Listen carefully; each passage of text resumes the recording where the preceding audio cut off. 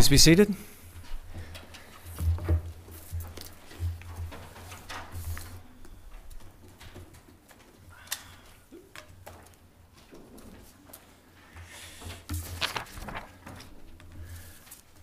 Welcome everybody to our regular meeting of council for Monday, June 26th, 7 p.m. City Hall Council Chambers.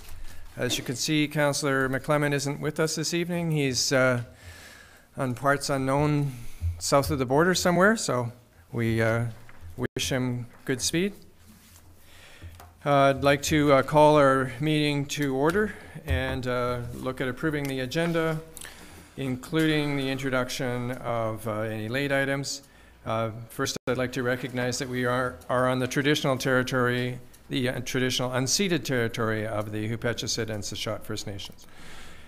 Council, any late items? Councillor Alberni? If I might, make a request a change to the order in the agenda to bring informational correspondence, which is item H, I believe. Sorry? Correspondence for action, thanks you. Item H up to right after the delegations. Okay, so that's your motion? Yes, please. Is there a seconder? I'll second that motion, Mr. Mayor. Any discussion, Council? And what's your rationale, Councillor Alberni? Just because I know there's a lot of folks in the audience today on the one of the items there, the Pride Society and Rainbow Crosswalk. So just to allow them to participate more immediately in the council meeting. Okay, thank you. Anything else, Council? On the motion, all in favor? Carried. And City Clerk, any late items?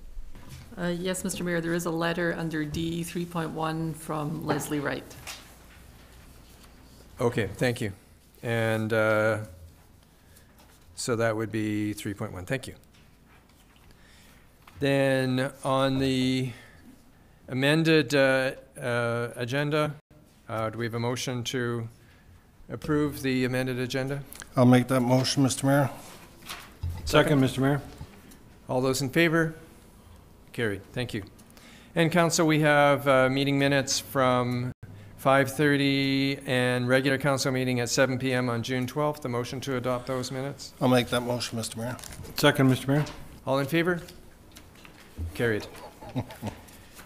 Council, that brings us to our public input period. It's an opportunity for the public to address council on topics of relevance to City Council. A maximum of 4 speakers for no more than 3 minutes each can be accommodated. Is there anybody or any group that would wish? Mr. Anderson, you would be first. I saw your hand first.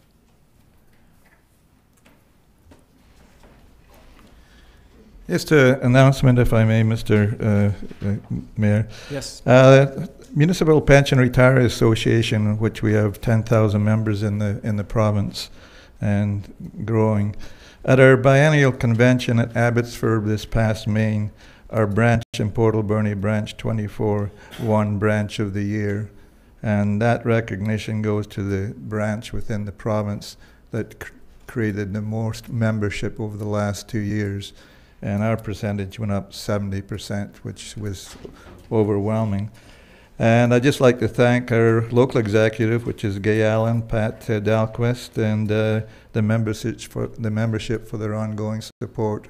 It's a very important association that represents people and how their pensions are managed. So thank you to the members and the executive. Well, congratulations. Just one quick question. Is that from people moving into the valley or just? No, we made a drive over a couple of meetings, so it may have included some, yes, of course. Okay. But there's a potential of a lot more in the valley too. Thank you. Congratulations, Mr. Anderson. And the second group, please come forward.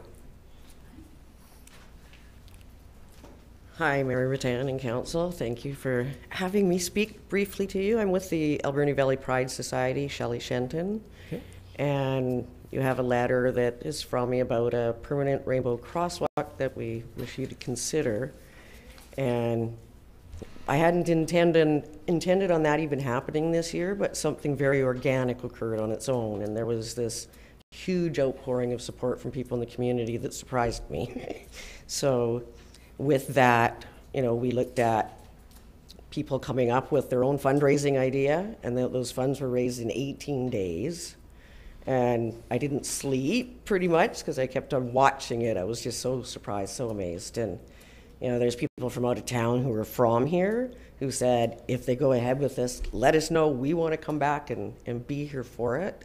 So I think Port Alberni is ready, which is not where I was at, you know, say even a month ago. So what we'd also want council to know is that we intend to start raising funds almost immediately so that if there is, you know, people worry about vandalism, worry about the maintenance of it, our intent is to have a pool of funds that we contribute to. And there has been, you know, broader community members who said, yes, we will contribute to that too, to see this happen. So if you have any questions, I'm gladly got 1 minute and 43 seconds.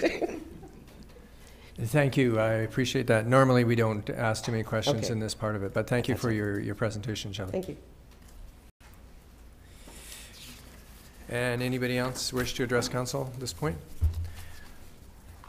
Okay.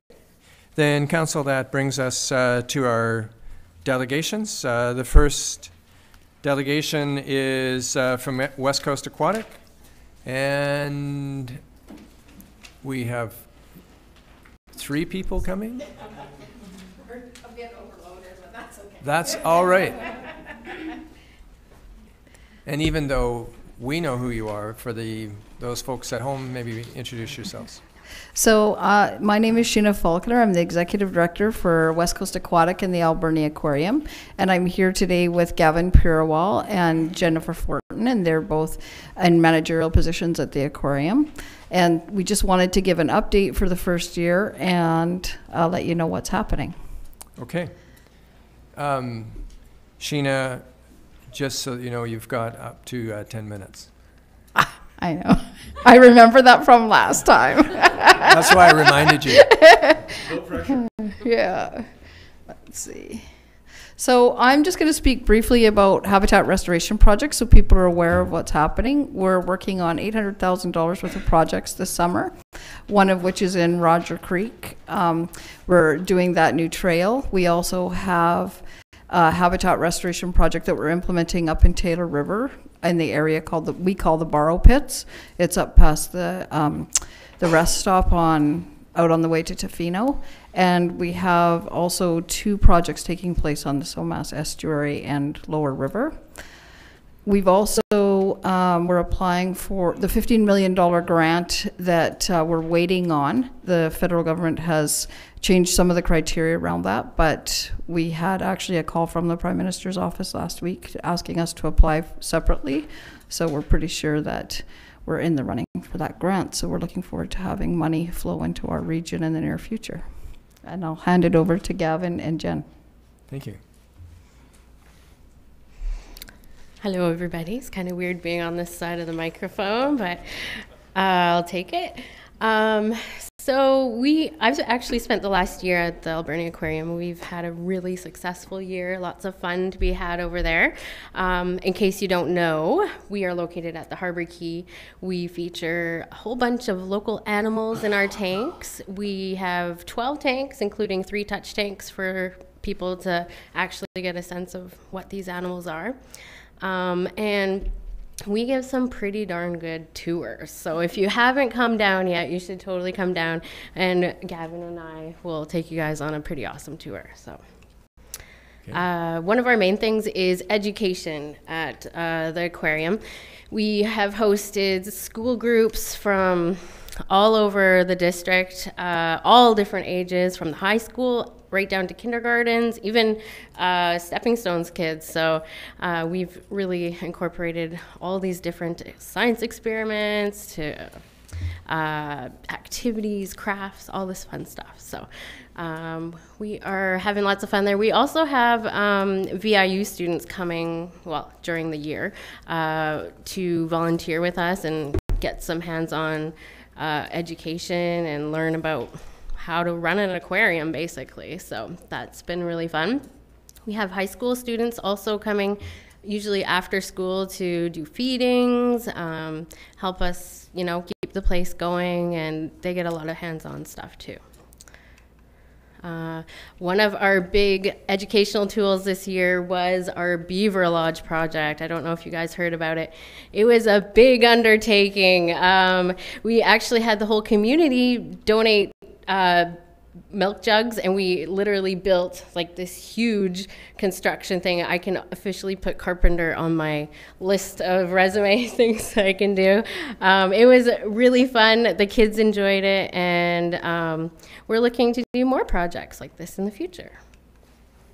One of our other things that we have grown to be a part of is the community. Like, we have really found our place, I think, and a lot of people have, you know, come to visit us once a week, or families will come once a month, and we get to recognize these faces.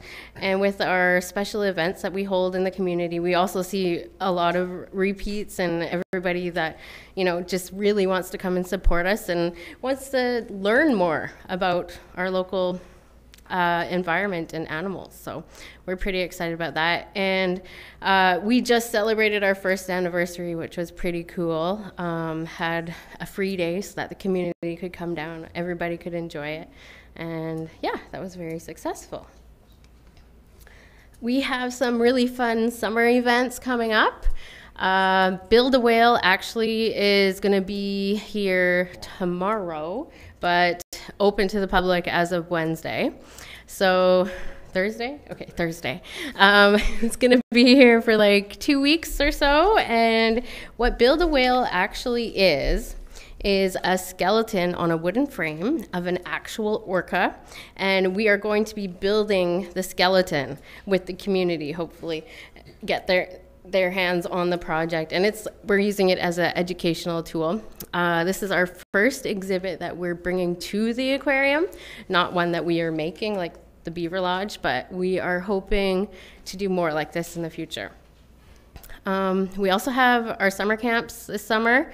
That's what I get to lead. I'm really excited. We're going to be doing so many things. We've got weeks with themes, and I'm going to incorporate some video stuff in there so kids can learn how to make their own, I don't know, mini docs kind of thing. And we are going to do science projects and just lots of things, experiments, hands-on crafts. Yeah, lots of fun. So if you know any kids that want to hang out this summer, send them my way at the aquarium. And Gavin would like to talk to you guys next. Jenny, just a quick question before you go. Is there, do you keep records of groups or who come to visit from outside of the valley? I can speak to that a little. Sure, Gavin can. Generally, most of them are through from within the valley, but we have had the Abashiri group that came last summer, and a few groups from Tofino and Ukilit during their Pro-D days from their schools, but generally most of them are from within the valley. Okay. I even had people from Scotland today, so I mean, all over the place. Right. Yeah, as it's tourist season now, lots and lots of people are stopping by from all over, which is kind of nice to see that they take an interest to what we have in our own local environment. Good. Yeah. Right. So this is my third summer with West Coast Aquatic, and I've kind of seen the rise from the rundown art gallery and see the rise of the aquarium, which is kind of nice to see. So I'm in charge of the boat raffle we have going on, and Port Boathouse has been kind enough to sponsor us by giving us this boat at a discounted rate. So we are raffling off this boat, and it's our big fundraiser to support us throughout the year. And I come to City Council and thank you guys for having us. I look to ask for some support and help us advertise and potentially buy tickets or promote tickets for this boat raffle. And it's really important. I've been going to throughout the community of businesses, asking them for their support, and grocery stores, which I saw Mr. Mayor there, and he generously bought a ticket for me. But yeah, so this boat raffle is really important, and basically the aquarium kind of needs this to be successful to keep the stores open and kind of running continuously throughout the year and keep bringing in these great exhibits that we have for the rest of the aquarium. So I have packages kind of for everyone, just kind of outline stuff about the boat and stuff about our summer camps and Build a Whale that I've kind of prepared for everyone here. And if you have any questions about the boat, and I can be able to answer them, I have them also answered in the package as well. When's the deadline for tickets? So the deadline for tickets, the draw is September 24th. We're hoping to sell 4,000 tickets is the goal, and we're going to do everything we can to reach that goal. And yeah, so basically it's the boat, the motor, the trailer, and about a few $1,000s worth of fishing gear. So crab traps, downriggers, rods, oars, fully loaded tackle box. So it's a great prize, and it's all kind of geared towards our local community, which fishing is kind of one of our strongest trades, and great hobby for majority of people that live in the valley. And so we kind of use that as a tool to pick the boat and use the boat as our fundraising tool this summer. And you brought tickets with you today? Absolutely. My birthday's on September 20th, so this will look good in my driveway as a birthday present. Absolutely, okay. But I don't know, Mr. Mayor seemed like he has the winning ticket already. But how many tickets did he buy? Only got one, but you can increase his odds tonight, though. That's not And right. the tickets are only $20, so it's definitely it's a great investment. If you win, you think how much you get for your $20. So yes, the total package is estimated around $15,000. So it's definitely a great package to support a good cause. yeah, it's a noble cause for sure. It's I think it's a great thing for the salmon capital of the world to be promoting something like that. I don't know that you actually would be able to use that. I would be able to use it, but we could share. Absolutely. Where can you get tickets? So tickets are sold at the aquarium, Port Boathouse, and Gone Fishing are kind of the three primary sources of tickets, but also the local businesses such as All Mixed Up, Sweet Pea Cafe, the Donut Shop, and the Sugar Shack all also have tickets, as well as a few other places such as the Hospitality Liquor Store and Evid Electric. Okay. Gavin, Excellent. thank you very much. Thank you. Good job. Oh, Councillor Minions has a question. Just curious, what ages the summer camps are for? So we're aiming towards ages 6 to 12 is our ages, but we may be able to make an exception here or there. Thank you. Now, were you able to put advertisement through the Parks and Recs? Because a lot of people from the community are actually going there for events and all that, so it would be nice to have some type of flyers or something. We do have flyers, but we will look into the Parks and Yeah, Rec just area. drop them off there. Shouldn't be any issue. Excellent. Thank you. Okay. Thank you very much.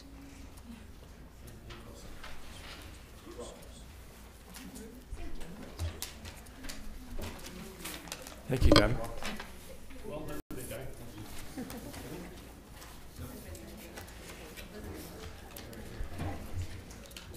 Hey, Council, our next delegation is Mr. Bill Surrey and Thunder in the Valley.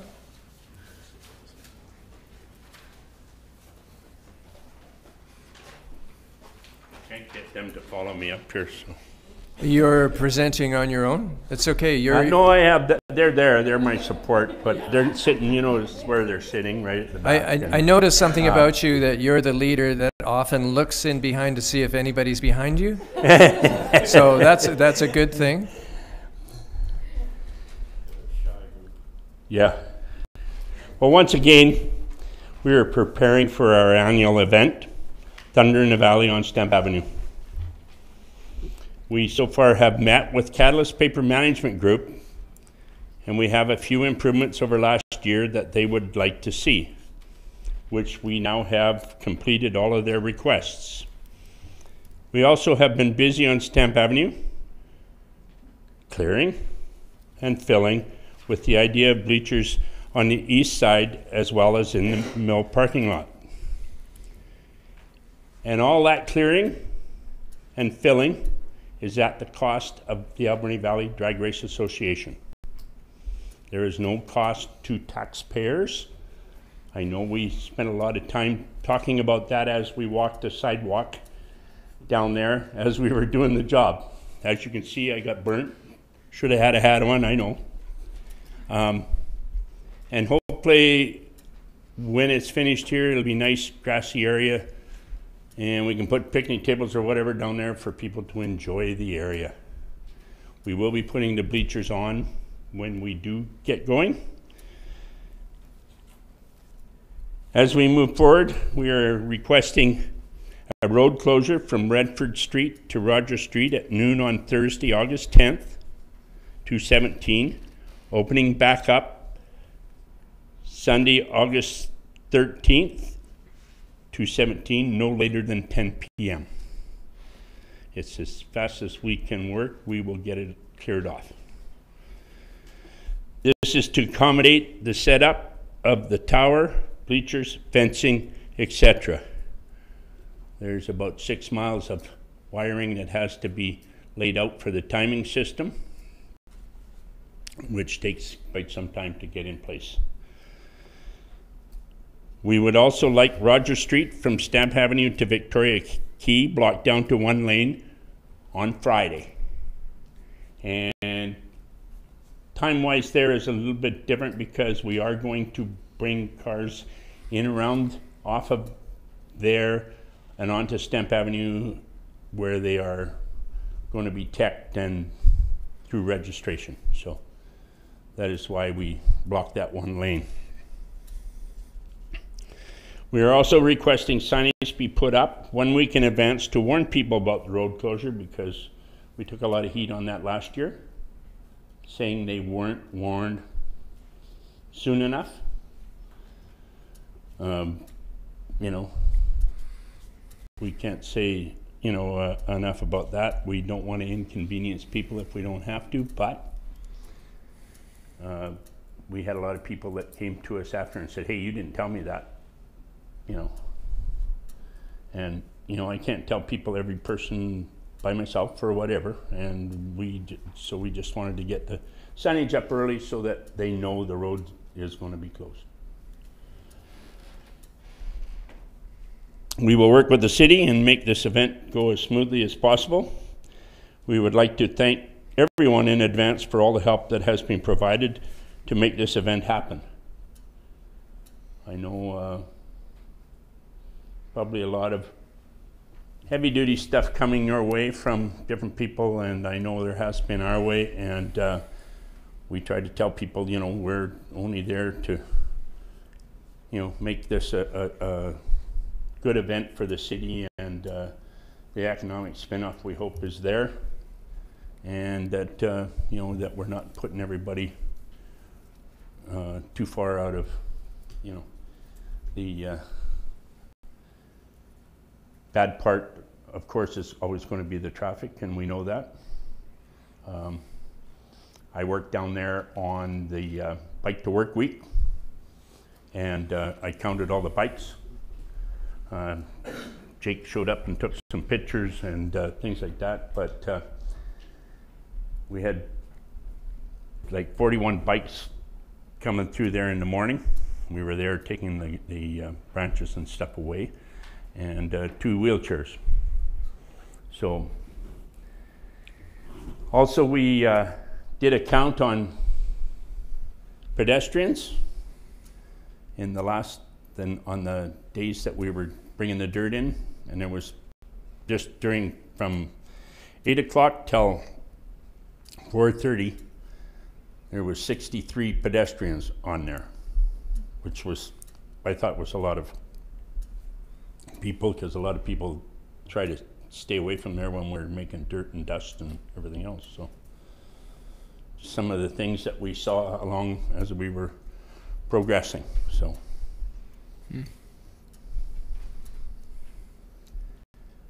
I think that's about all we have right now. Like I say, we are progressing with everything. We, with the meeting, and we are meeting with Ed Franker soon about the fire people being there and what is their role and how they get in there if there is into the mill, if there is an emergency or whatever. So. Okay. So, Council, what we need is, and I believe this is what you're asking for, Bill, is is a motion to permit the road closures from noon on August the 10th to 10 p.m. on August the 13th. Yes. And then again, so that's the road closure on Stamp Avenue, road closure on Rogers Street for Friday all day? Friday all day on just one lane, and Friday all day, and Saturday, Sunday, because we hope to have it back open early on Sunday, because basically we're finished with the use of that. And sorry, but Rogers Street from where to where? The one lane? From Stamp Avenue, yeah, to Victoria Quay. Okay. And then you're also asking for city assistance with the signage up early on pertaining to the road closures. Okay. So a motion to propose that or accept that would be in order, Council. I'll make that motion, Mr. Mayor. I'll second it, Mr. Mayor. Is there any discussion, Council? Councillor Alamani? Not for or against the motion, just to thank Mr. Surrey for your work and your association's work. It's been really good to see everything that's going on down on Stamp Avenue. I think your numbers on the bikes are super interesting, and the pedestrians. There's a lot of use down there, and honestly, I think the improvements you sort of enabled with the cement barriers along that road improved things a lot and made people a lot more comfortable. And I think the grassy area there is going to make people want to walk down there more. So thank you for all the work that your association has done. That's it for me. Councillor Paulson? I too attended it last year. Too bad Mr. Weather wasn't cooperating, but he's going to be better this year. He's going to be much better this year. Bill, could you give us a general idea of registration and where people are coming from this year? And are you excited, or are you down or up? Or well, you never know everything about registration until it is the time, and I believe, I'm not sure, about 140 at this point. Approximately 140 cars registered. We had 161 last year. And we hope to reach that point once again. We're very excited about, like, people now are seeing what we're doing, where we're going to put some of the bleachers, and they're excited about that because they can see the whole thing. The staging area, the burnout box, the start line, the finish line is all just, so that will help somewhat, we hope, in attendance, because the attendance between, if you go back, the attendance from the airport to the attendance here is quite a bit down, but we felt that, the move, everything that went with it, and, that it would be, there's just not as much room. So we're quite happy with how things are working out. This year is a little bit tougher to put together because we lost two of our very influential members and people that did a lot of work for us. So, in Gary Wangler and Rodney Anderson. So, how far afield are they coming from, Bill? Vancouver. Calgary, yeah. I never know exactly. I know there's people that had talked about Alberta, etc., but we don't handle the lady that handles the registration. She would know that. But do you have? Are there TV stations that are coming? That sort of promotion. That I'm not sure of this year. They did quite an extensive thing with it last year, and I'm not sure if they're going to be here again this year, but they were very happy in how things went last year. And so you haven't been able to have any discussions with them yet? No, I haven't. Okay. We'll have to help you with that one. Okay. Council, on the motion, all those in favor? Carried. There you go. You've got your street closures. And thank you very much for your presentation, Bill, and thank you for all the work that you and your committee have done. Thank you. Okay, Council, our next delegation is from the Guru Nanak Sikh Society, and we have Tarbing and Paramjit Singh here to present to us, I believe.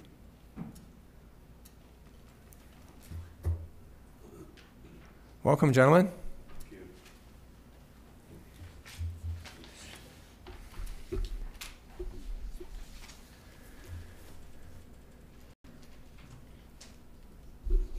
I'm going to, first of all, thank you very much for giving us the time to present this. I'm going to read a written statement first, then after you can take questions, whatever there are. Mayor Tan and Council, I want to thank you on behalf of the local Sikh community and Port Alberni and global Sikh community of the world for this opportunity to speak to you today. I'm hoping that everyone has had the opportunity to read the letter we provided to Council along with 32-page who are the guilty ones, detailing the historical events that occurred in India in 1984. For those who haven't found the time to read it yet, I will give a brief description, outline. In 1984, Prime Minister of India, then Indira Gandhi, ordered a military attack on Holy Sikh Shrine, Golden Temple, Amritsar. And along with that, there were 50 other churches that were attacked at the same time. Sort of a misconception there that there was only one, but there were 50 others. In that one, in that attack, about 10,000 people died there. But the official count was way less, probably about a few hundred.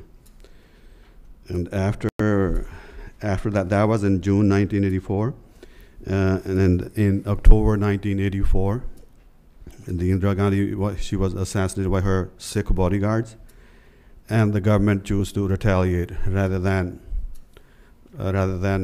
punish just whoever. I mean, the guys that killed her. They went to the gallows. They were hanged, but they chose to punish the whole Sikh community in Delhi and most of the other bigger cities in India where the Sikh population was prominent. And in Delhi alone, I'm going to go for the, I can't read that well. And Delhi alone, they provided 3,000 number. The 3,000 were killed. That was the official government account. But the non-official, that people that were in the community that were killed, by their accounts, close to 10, 12,000. Delhi alone. These people were killed. They were organized by the ruling party at that time, which is the government, Indira Gandhi's party, Congress party. What they did was they went use the official voters list to identify Sikh homes, because they lived in communities that were prominently Sikh. They lived in like groups. So they chose to attack those people, and most of them were very poor. They couldn't defend themselves. And when they used the official list from the voters list, they painted their homes with a certain paint, certain number, certain to identify it. And that's where the looters, the people they brought in, they bust them in to Delhi to do that sort of a thing. And small kids put tire in their around their neck, put a petrol in it, light it on fire. And some people were still alive when they were doing that to them. Women were raped right in the street, small girls. Excuse my voice, it's just when I get very emotional when this thing, when I talk about it. And it's been a long, long time, but we still haven't got over it.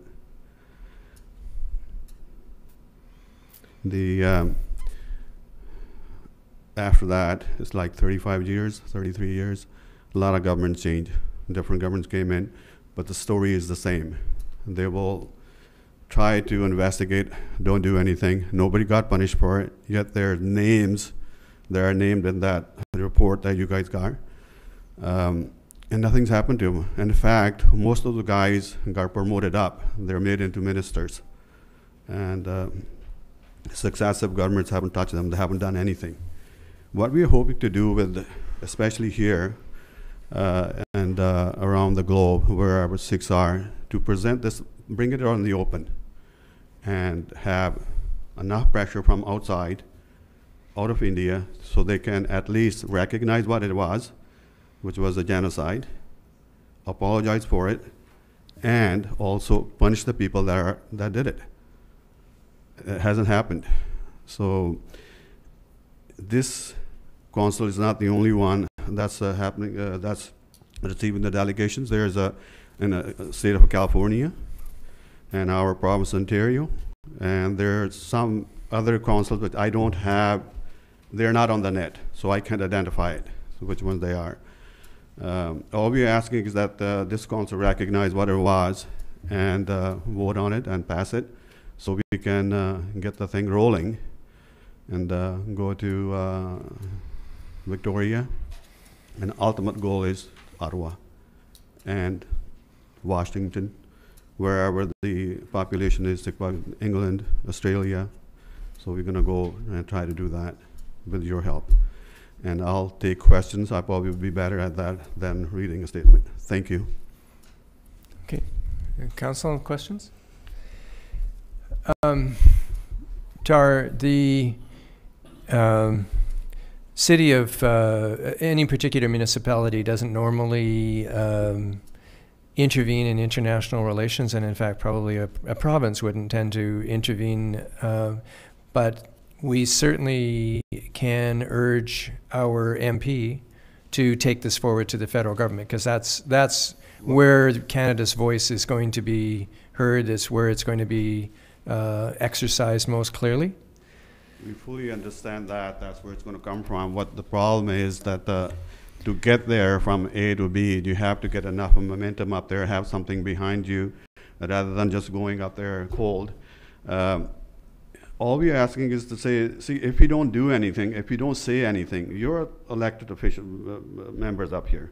You have a responsibility to say something. This is all we're asking for. Right. That what it is, what it was.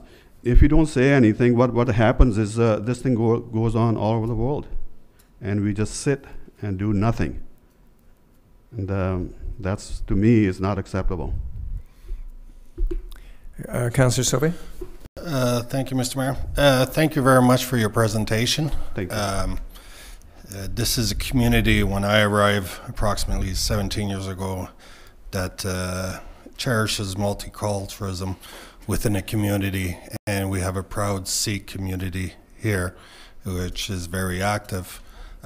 Myself, with my background working with the UN, I do know and I do recognize to the fact of any government body that would investigate or identify any genocide is within the United Nations mandate. With that said, there's no reasoning why we cannot support our Sikh community by forwarding a letter addressing your concerns to our MP to bring to Ottawa, and from there to have them engage with the United Nations. My research last night discovered that the United Nations never recognized that it was a genocide. The American government itself fell short to recognize, and the Canadian government did in fact apologize for the actions, but the wording the wording was a bit apologizing for what the Sikh community felt, and but not for the actions that occur during those moments. That's why it's important that I feel that this letter does, on behalf of the Sikh community in Port Alberni, and you are within a community, that we forward this to our MP. But I would suggest that within that letter that you make recommendations that the Canadian government recognizes the Sikh communities within the country and forward it to New York with the United Nations for further investigation. That's my recommendations to you. Thank you. Okay. May I add something? I think what we are up against is, sorry, do you want to go ahead first? I think we are up against is the Indian government. They have a very, very long arm, and they can reach us here. They can deny us visas. I have been denied visa. I was in their things up there. To them, I'm a terrorist.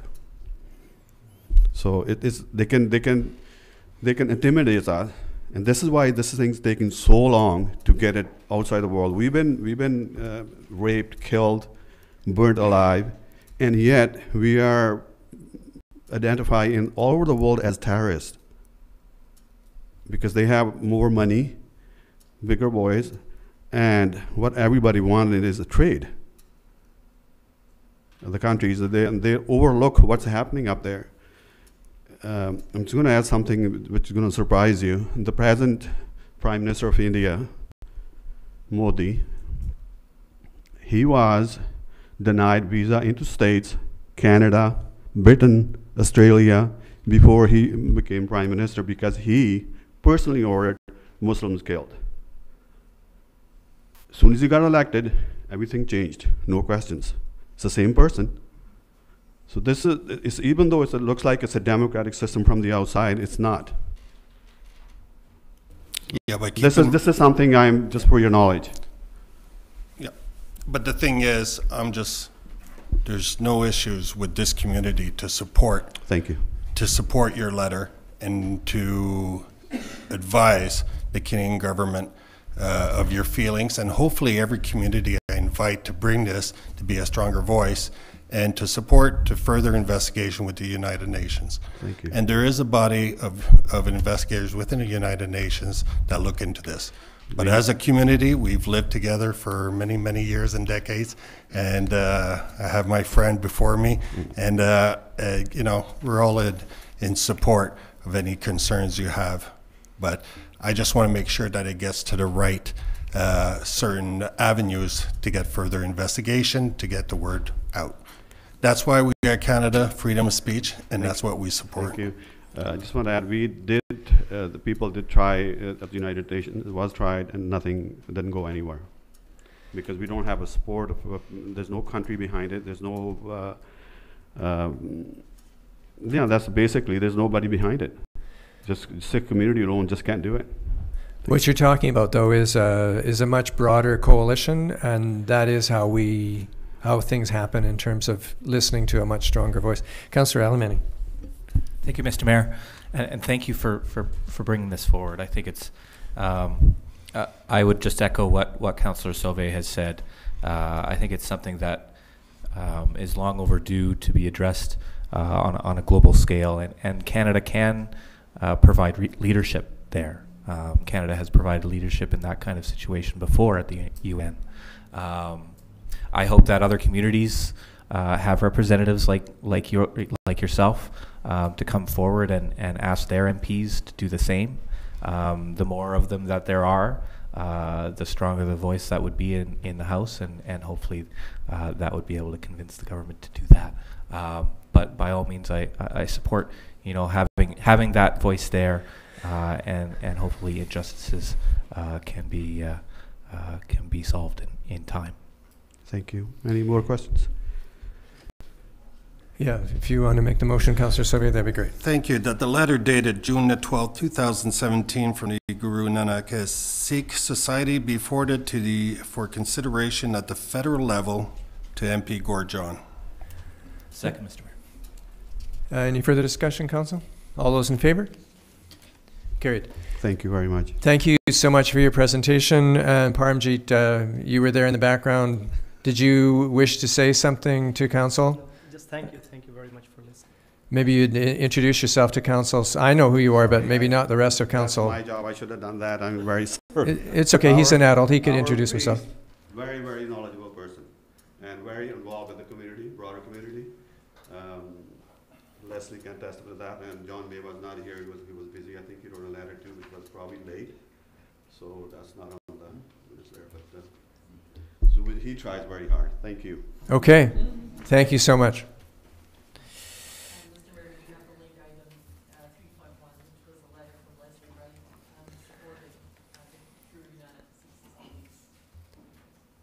Thank you. All right, Council. Then that is the end of our delegations, and we move to correspondence for action. Of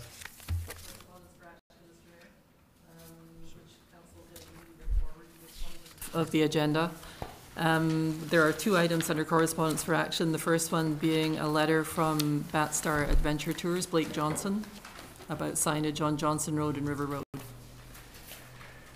Right, thank you.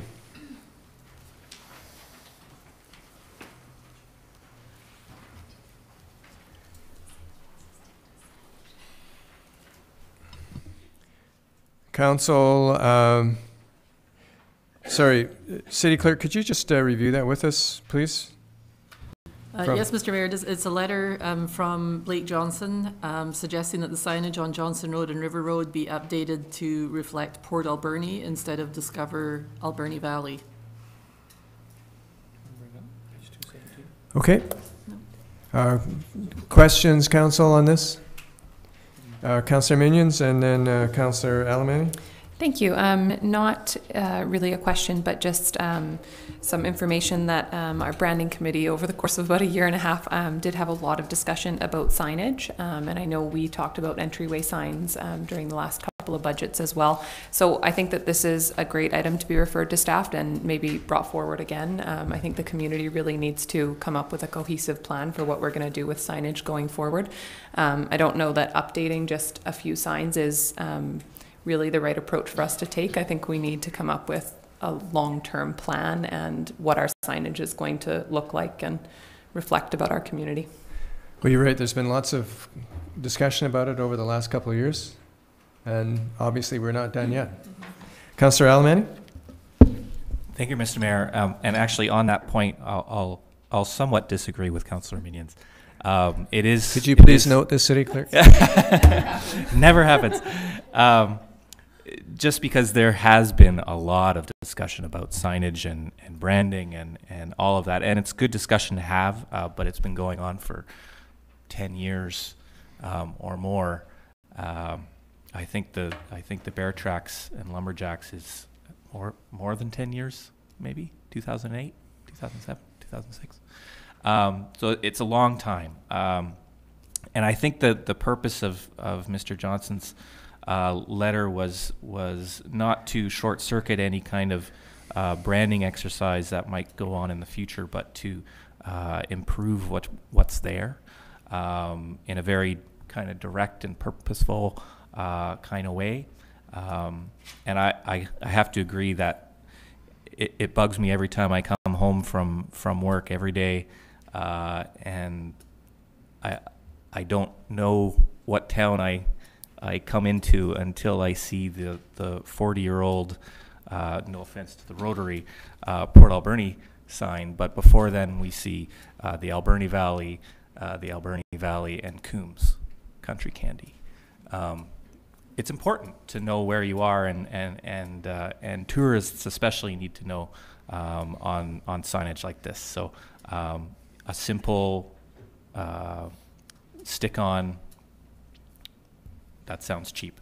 A simple modification to the sign to put Port Alberni over top rather than Alberni Valley, I think makes it a much more clear sign as to where people are coming into our wonderful city when they come into the valley. Okay, Councillor Paulson. I agree with you. Different locations have different ways of promoting their areas. I mean, it's the Cowichan Valley, the Comox Valley, Alberni Valley, and but I agree with you. There's really no delineation when you actually enter into Port Alberni. And we've had this discussion, and it is a project in works. Maybe it's something we can discuss with Mr. Johnson. And I will say that I've talked to a few people at the Chamber of Commerce, and they've talked about actually a fundraiser that would help to pay for an actual waypoint sign that would really delineate Port Alberni. But maybe we can't come to an agreement on what that sign should look like either. I don't know.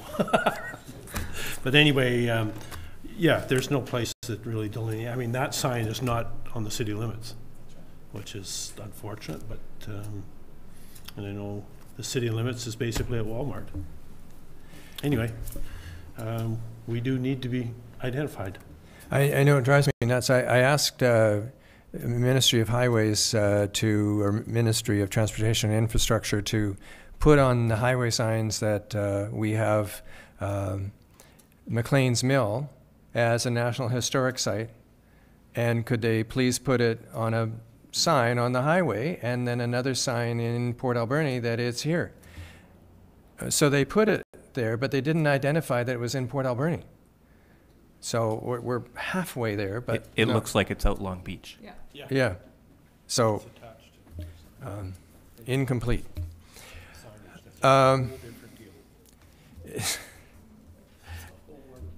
It seems so simple, but apparently it's not.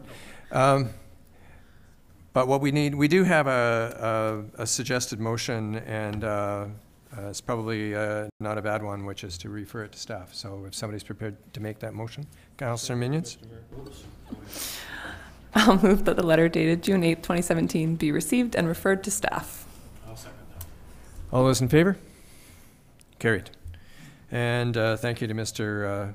Johnson for bringing that forward.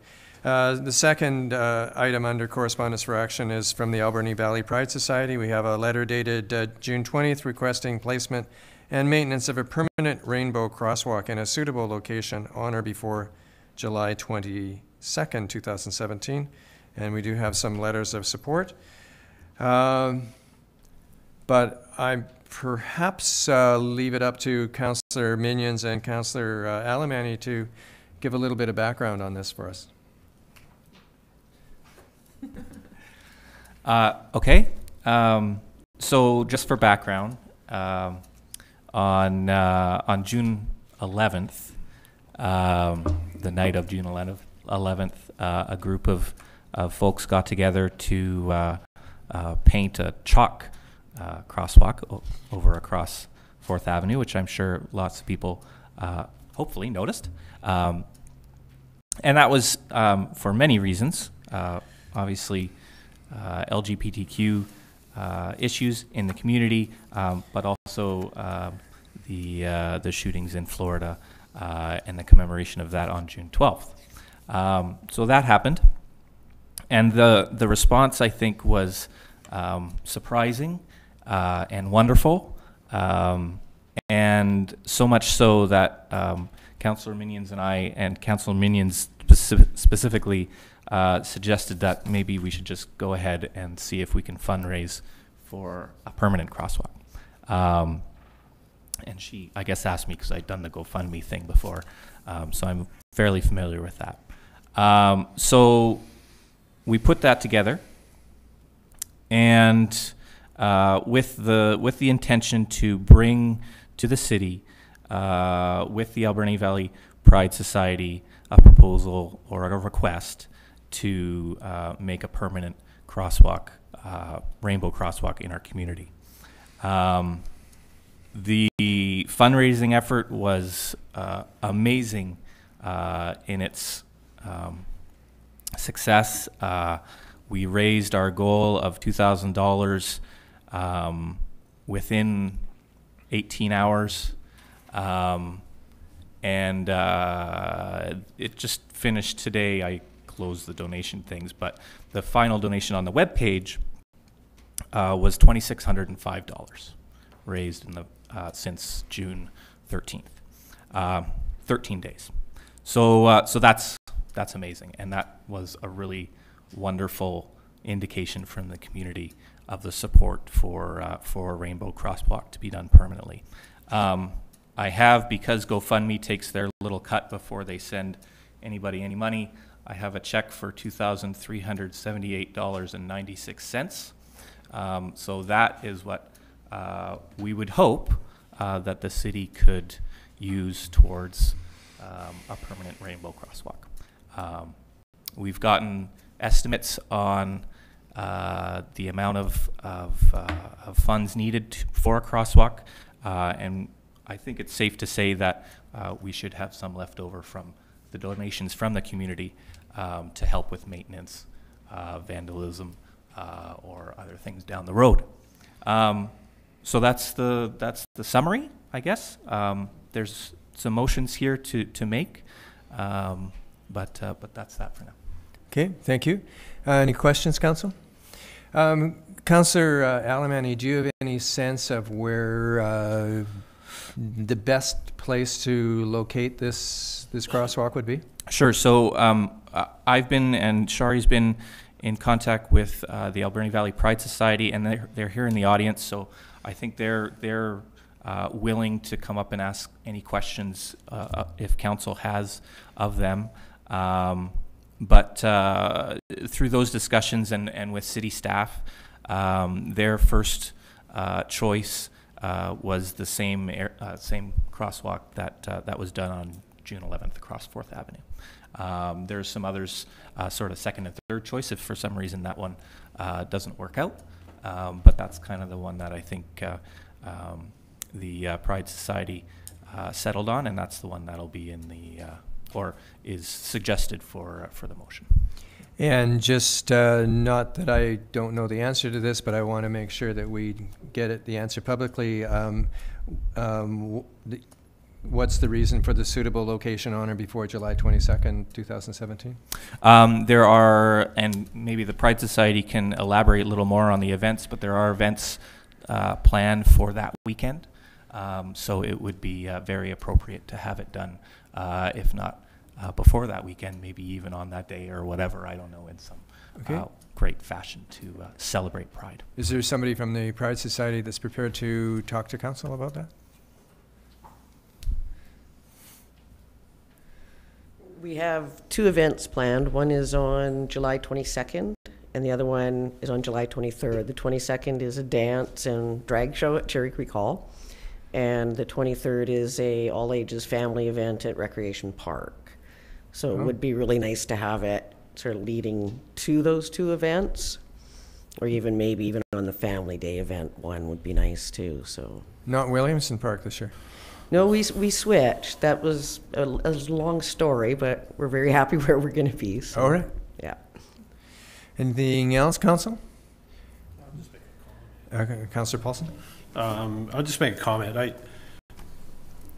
I'm sorry, but I don't personally feel that there's a great amount of benefit from this kind of symbolism. I think it's, once again, if it's done in the community, but you've raised funds, and when I look at the society's goals and dreams, I'm just wondering if your funds can't be or should be thought of by the society of. And one of your points here that I'm looking at is for education and furtherment of the movement, and I don't know that a crosswalk will help you get there, and I wonder if your funds would be better educating the public and channeled in different directions. And the symbolism thing in my lifetime has very limited, if any, result, and from what I've seen in across Western Canada. So it's just a thought, and I'm concerned about where you apply your funds, and your funds could certainly be applied, I think, through that education process, to your two special days. I'm sure that you could use some monetary input there as well. And anyway, it's just a thought. If the crosswalk is done, I don't have a problem with that. I'm just thinking about furthering the movement and where your funds should or could be spent. Can I speak to that a little bit? Sorry. Okay. To me, the visibility, and to the group, our board of directors and our social group and other people, it's almost 39 years ago that, it was 39 years ago yesterday that the first rainbow flag was ever flown at a Gay Freedom Day in San Francisco. And it was a few months after that that Harvey Milk was killed. So that's when everything went into play. The fellow who made the very first flag died this year. What he has said, and what a lot of people embrace in the LGBTQ community, is that when you fly a flag, it is for hope and freedom. So when there's something that's visible It's saying that you are welcoming of that community, that you recognize that community. It says that to the people who live here who are LGBTQ. It says that to people who have moved away because they haven't felt accepted here. It says things to people who are visiting, who might want to be moving here, what kind of community we are in embracing diversity in all its forms, and this particular form being LGBTQ. So, I understand the flag. Okay. The flag, yeah. But it does have pretty big meaning to a lot of people. So the visibility is important. As part of the education, it needs to almost happen for that to happen. Councillor Minions and then Councillor Washington. Thank you, Mr. Mayor. I wanted to add just that we did get Cloverdale Paint approached us and let us know that pricing the paint for other communities, it only actually should be around $300, so plus installation costs. So we do expect it to be a lot less than this. And just kind of further to Councillor Paulson's comments, I think it's important to note that the Pride Society didn't raise the funds. The community raised the funds. And the community raised the funds because they want to show support visibly. I think that using the funds in this way is very important. This is a statement that the community wants to make. Not only a statement of support, not only did we raise the funds that we were looking for, which actually was more than we were planning on originally looking for $1,200. So not only did we raise it in 18 hours, but we had 1,400 shares of the GoFundMe page. That's a huge amount of support. So I think that people in the community want to make this visible statement to show, to encourage the message that we're a welcoming community. So I think it is important for it to be a rainbow crosswalk. Thank you, Councillor Minions. Councillor Washington. Thank you, Mr. Mayor. If it takes painting crossroads like rainbows to get the community to a place where every individual is accepted and we don't differentiate between any human being, then I'm certainly in favor of it. Thank you. And Councillor Sylvia? Yeah, I would like to echo Councillor Washington on those sentiments. I believe, number one, that's work internationally, and there's one simple symbol that actually demonstrates our equality, and it's very important to its education itself. So it's well recognized across internationally. It's been recently bolstered and recognized by our own Prime Minister. And I had the opportunity to be in Nanaimo yesterday, and I visited a nice intersection there. And it's a great addition to the downtown community there. As a matter of fact, I'll be making a third motion after this matter, to actually have the pride flag flown at City Hall on the 23rd of June, as per last year, and get that going. July, is it? July. Okay, 22nd of June, okay, that's right. 23rd of July to get that flown at City Hall. And I believe we already have the flag and all that. And if not, if somebody could bring that up and we could have that for that special day. Okay, just my 2 cents worth, Council. We're elected to lead and show leadership in the community, and I think this is exactly the kind of thing that is appropriate for us to do as a council. So, Councillor Minions, do you want to move receipt of the letter? That the letter dated June 20th, 2017, requesting placement and maintenance of a permanent rainbow crosswalk and emails expressing support be received. Is there a seconder? Second, Mr. Mayor. All in favor? Carried. And Councillor Alberni, do you wish to make that motion? Or do you want to make it shorter? Whereas the City of Port Alberni recognizes the ongoing need for support in our LGBTQ community and acknowledges that the LGBTQ youth are especially vulnerable to discrimination, violence, bullying, displacement, and homelessness in our and other communities, that Council for the City of Port Alberni directs staff to work with the Alberni Valley Pride Society, the RCMP, and other stakeholders to place and maintain a permanent rainbow crosswalk in a suitable location on or before July 22nd, 2017. Seconder? Second. All those in favor? Carried. And Councillor Sobe? On the third motion, that July 23rd, 2017 be declared as Pride Day in the community of City of Port Alberni, and that the flag be flown for that full length of the day. Second? Second. Thank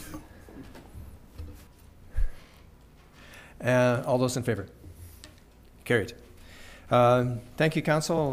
Once again, as I said, Council showing leadership on this issue. Okay, then, Council, then we head back to the previous part of the meeting, and which is staff reports. First one is on accounts. Councillor Washington, would you like to make that motion, please, on accounts? Thank you, Mr. Mayor. I move that the certification of the Director of Finance dated June 26, 2017 be received and checks numbered 139160 to 139271 inclusive and payment of accounts totaling $509,814.81 be approved. I'll second that, Mr. Mayor. All those in favor? Carried. Thank you. And we have, Council, the presentation of the annual report. We have a report that was previously circulated to Council and has been available to the public. It is available online at portalberni.ca and from the City Clerk's Department. Council, first I'd like to invite any questions or comments from the public.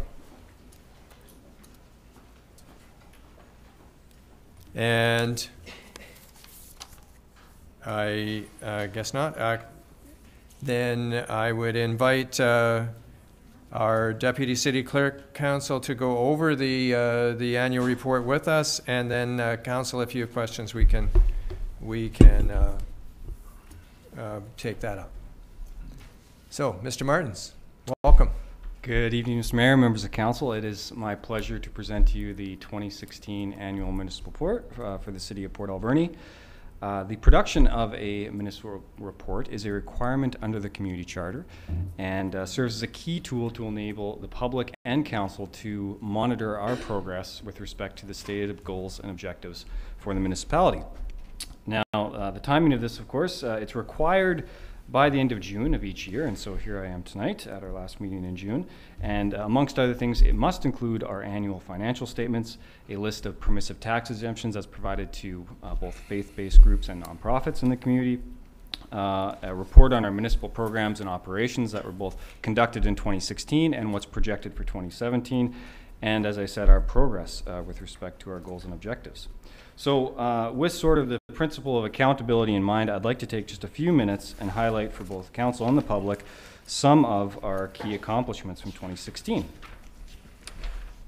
So within the sort of goals section, the Council's first strategic goal is to live within our means. And within 2016, we partnered with a private developer on the development of Gaga Square, a new urban park in the Uptown Commercial District. So the city is now providing maintenance services for that valued space. We also partnered with local forestry companies to complete an exterior renovation of City Hall, which of course is on our front cover of the document. We also partnered with the Port Alberni Port Authority on the development of Tyee Landing, a great new public space along the community's waterfront. Within ensuring an efficient utilization of tax dollars, the city addressed all the recommendations within the Management Structure and Compensation Review Report, which was a key priority for Council. We also partnered with the Community Futures Alberni Clackwit to deliver a facade improvement program that brought forward over $600,000 in new renovations to our local storefronts. We increased interest revenue through new restructured investment management services and received approximately $6.9 million in grant funding, a 103% increase from 2015. Within our second goal of a connected community, we continued adjustment to water and sewer rates in order to maintain those critical services, and of course that's also a topic on tonight's agenda as that continues. We completed flood protection infrastructure improvements along Dry Creek. We installed bike lanes that are of course very visible along our major corridors, as well as signage and other active transportation infrastructure. and we completed capping of previously constructed trails within the Scott Kenny Trail network. Within the third goal of environmental protection, the city replaced approximately 525 city streetlights with LED fixtures. This project is estimated to result in approximately $45,000 in annual savings for the city and a reduction of 18 tons in greenhouse gas emissions. We completed desludging of the new sewer lagoons as part of our larger improvements to the city's wastewater treatment facility and systems. We implemented a year-round ban on outdoor burning to improve local air quality. We approved the right to a healthy environment, and we also completed a watershed assessment and protection plan for the China Creek and Bainbridge Lake drinking water sources. Within the fourth goal of revitalizing the economy and livability, the city expanded the commercial revitalization tax exemption program to encourage investment across the community. We continued the tax freeze for the industrial tax class. We produced a lifestyle I Get It video and advertised on television and social media. We initiated the Johnson Road and Northport Commercial Area Concept Plan to develop a cohesive vision for improvements to this major corridor. And we completed exterior renovations, both, of course, as I mentioned, here at City Hall and at Echo Center, two very visible and highly used buildings for the city. Lastly, within the strategic goal 5 of responsive government, we partnered with the Alberni-Clackett Regional District to explore opportunities for strategic delivery of services. We also partnered with the region and the provincial government on Exercise Coastal Response, Western Canada's first full-scale earthquake and tsunami response exercise. We signed a new 6-year agreement with the Port Alberni Professional Firefighters Association, and we created a new management society for the McLean Mill National Historic Site. And again, that's another item on tonight's council agenda. So those are, again, just some of the highlights from 2016 in what was a year full of many developments across our community. The report also includes a quite comprehensive listing of both programs and services that we provide 24 hours a day, 7 days a week to the community that help keep Port Alberni safe, happy, and healthy. I want to acknowledge, of course, the efforts of all the management teams, city staff, and council in getting many of these projects and this update together. And certainly, as you've seen here, I think here tonight with the delegations and other information, it really takes the collective effort of the entire community to move it forward on so many different fronts, whether it's environmental, social, cultural, or economic. So I think tonight's presentation so far have been a great indication of that. I'd be pleased to answer any questions, and I'm sure our CAO and other management team would join me in that as well. So, Council, as you can see, it's been an extremely busy year for our city. Much of it initiated and certainly all of it approved by Council.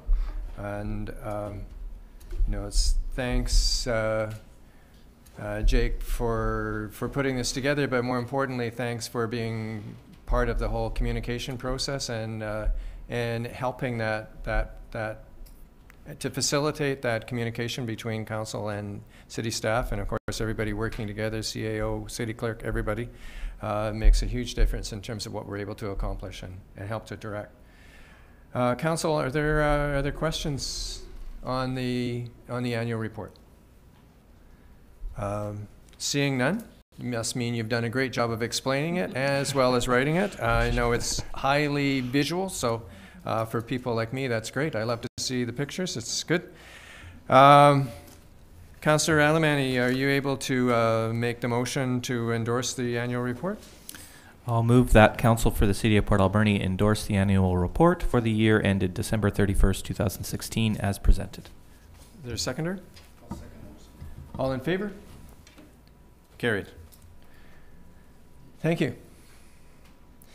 And City Clerk, we have a fire protection agreement with the Hupetchesset First Nation.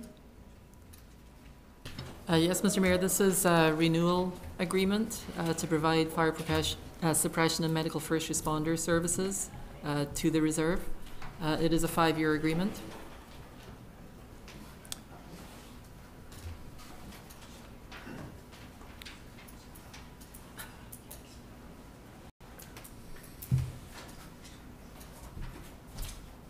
Okay, my apologies, City Clerk. It's a 5-year agreement. Yes, Mr. Mayor, it's a 5-year renewal agreement with the Hupetchesset for fire suppression and medical first responder services. Okay, thank you. And Councillor Paulson, are you prepared to make that motion on the fire protection? Sure. The Council for the City of Port Alberni approve the agreement with Hoop-Etcheset First Nation as presented for the provision of fire suppression and medical first responder services to Ahaswinis Indian Reserve Number 1, and that the mayor and city clerk be authorized to sign the agreement on the city's behalf. Is there a seconder? I'll second that, Mr. Mayor. Any questions, council? All those in favor? Carried. And from the Director of Finance, the 2016 Comprehensive Annual Financial Report. You can see it, council, on page 71. Is there any questions, council? Then, Councillor Washington, do you want to move receipt of this report? Thank you, Mr. Mayor. I move that the comprehensive annual financial report for the year ending December 31, 2016 be received. Is there a seconder? All those in favor? Carried. And council, this from the Director of Community Services, from the AV Bulldogs operating agreement, there's a new one proposed. We have a report providing the 5-year operating agreement with the Bulldogs team for the period August 1st to July 31st, and details of a debt repayment plan. And I would like to step out on conflict. Thank you, Councillor Paulson. And I notice we have Mr. DeLuca in the audience. Council, if you have any questions on the plan. Darren, do you want to come forward? Just in case council does have some questions. Mr. Mayor. Oh, I'm sorry. I apologize. I didn't see Director Kingston in the audience.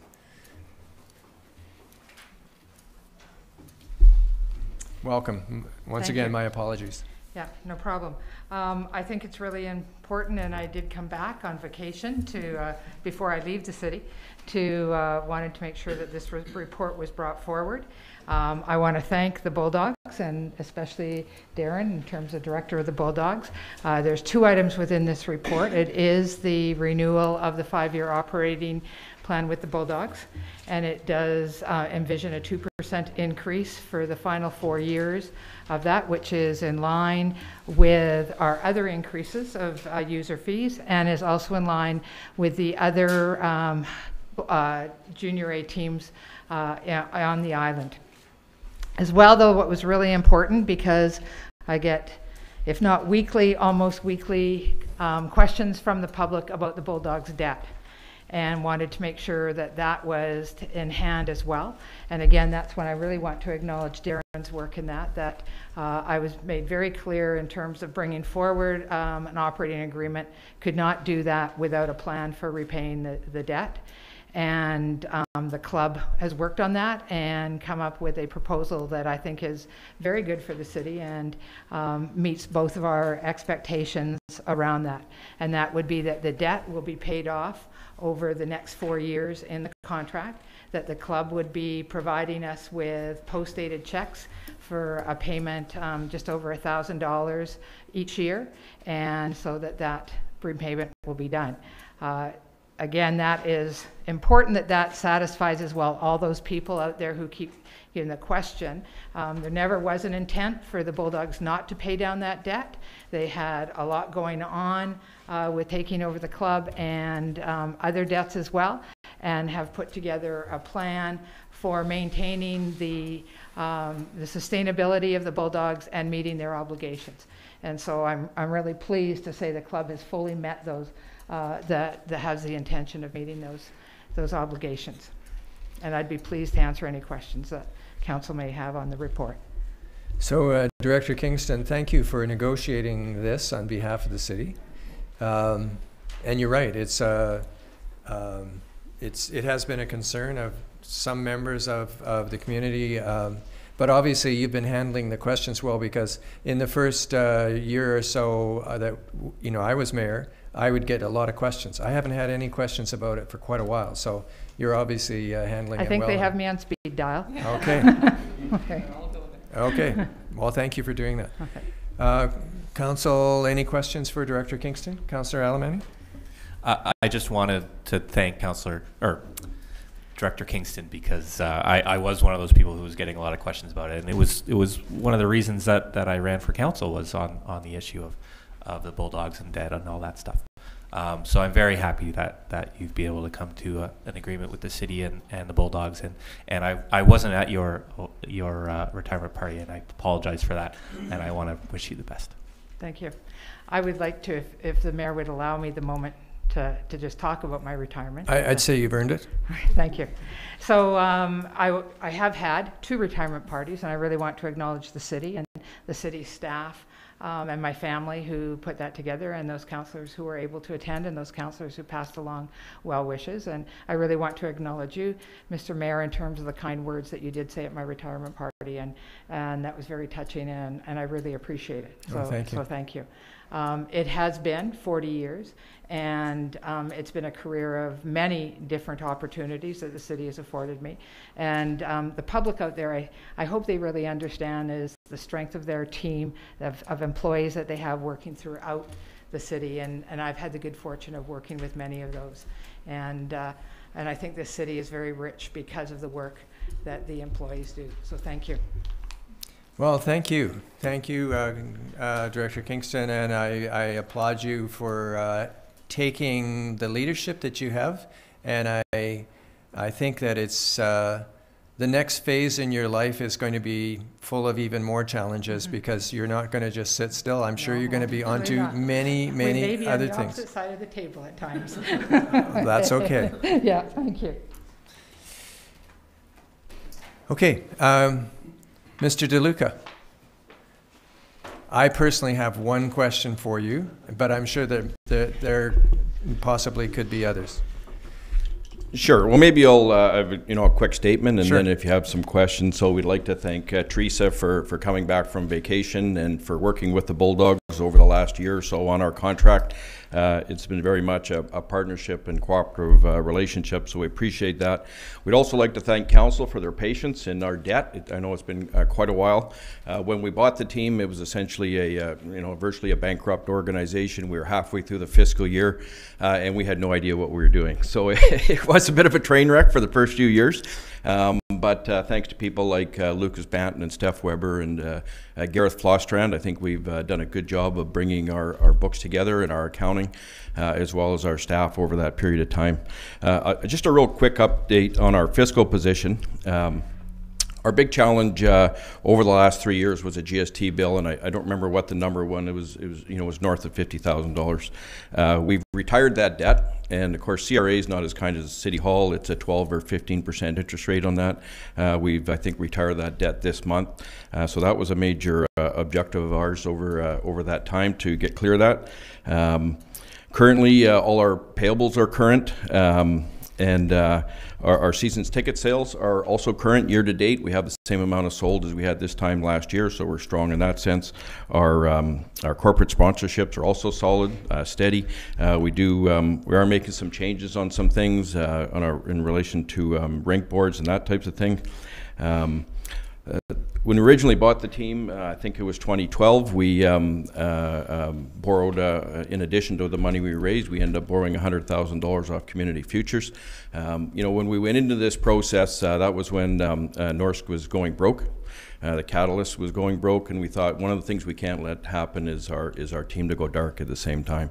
So we knew it was going to be a risky proposition, and really our little motto at the time was burn the boats. We were going to go forward no matter what, and that's an old sort of a military jargon Mr. Sauvé maybe is aware of, right? But when you put your team on the beach, you burn the boats and you're going in, and that's really the approach we took, and we could tell because it was a bit of a battle. But our loan with Community Futures, I think it has less than 3 years left on it, so we'll have that done in about 2.5 years as well. We continue to actually raise funds. We pursue grants from the province. Our lottery we always run, and of course we hold fundraising events like our dinner auction. We raise about $75,000 to $80,000 a year through lotteries and fundraising. On page 164 of your agenda, if you could look at that, I'd just like to point something out to you there.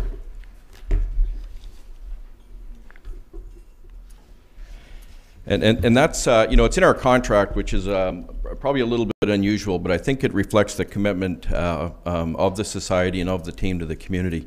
And that's to give back to the community, and very much the society views itself as a service club, and how we serve the community is by putting a junior A hockey team on the ice.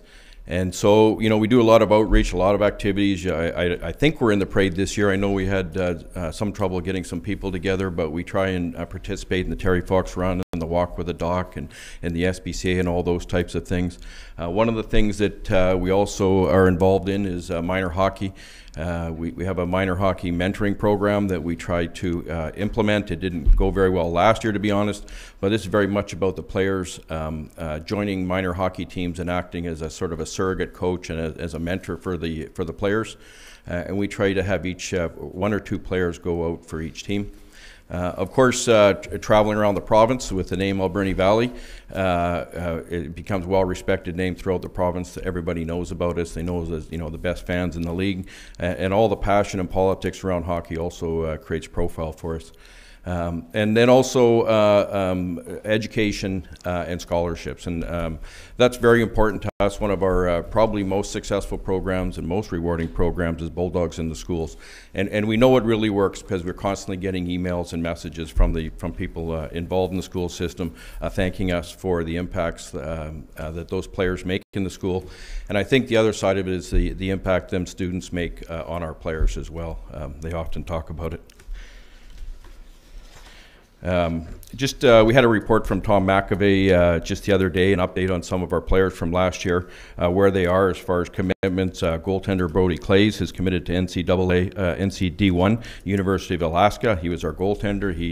He struggled a lot. I don't want to say this out loud maybe, but both academically and on the ice, it was very, very challenging. Being a goaltender is probably about the toughest job in hockey, and he was taking a full college prep at the same time. And so congratulations to Brody. Jake Wiskowski has committed to NCAA D1 Boston University. Nick Rasovic is registered at the University of Calgary, and he's trying out for their CIS team.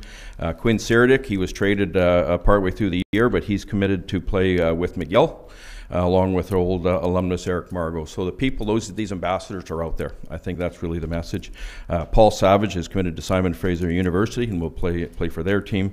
And Malik Kaila, you may remember he had a career-ending injury, neck injury, and he's registered at Capilano University. So those people that come through our organization, then they go back out into the world. They go all the way around the world. They end up in Europe. They end up everywhere, and they're all Bulldogs. And people like Tom McAvey keep the alumni together, and they always know about us. And he always brags about selling the most lottery tickets, but he also has the contact to all the alumni too. And last, I just point out, we did a survey of our players at the end of last year.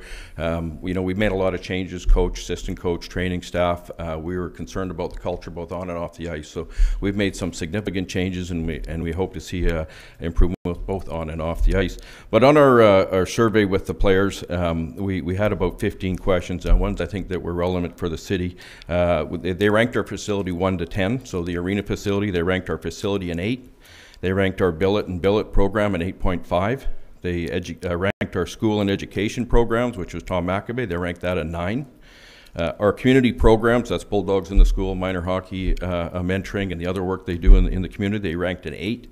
And they ranked Port Alberni and the Alberni Valley an 8 as well. So I think we should all be very proud of that, the reception that we give those players. They feel very welcome here, and I'm proud to be a Bulldog. So if you have any questions, I'd be happy to answer.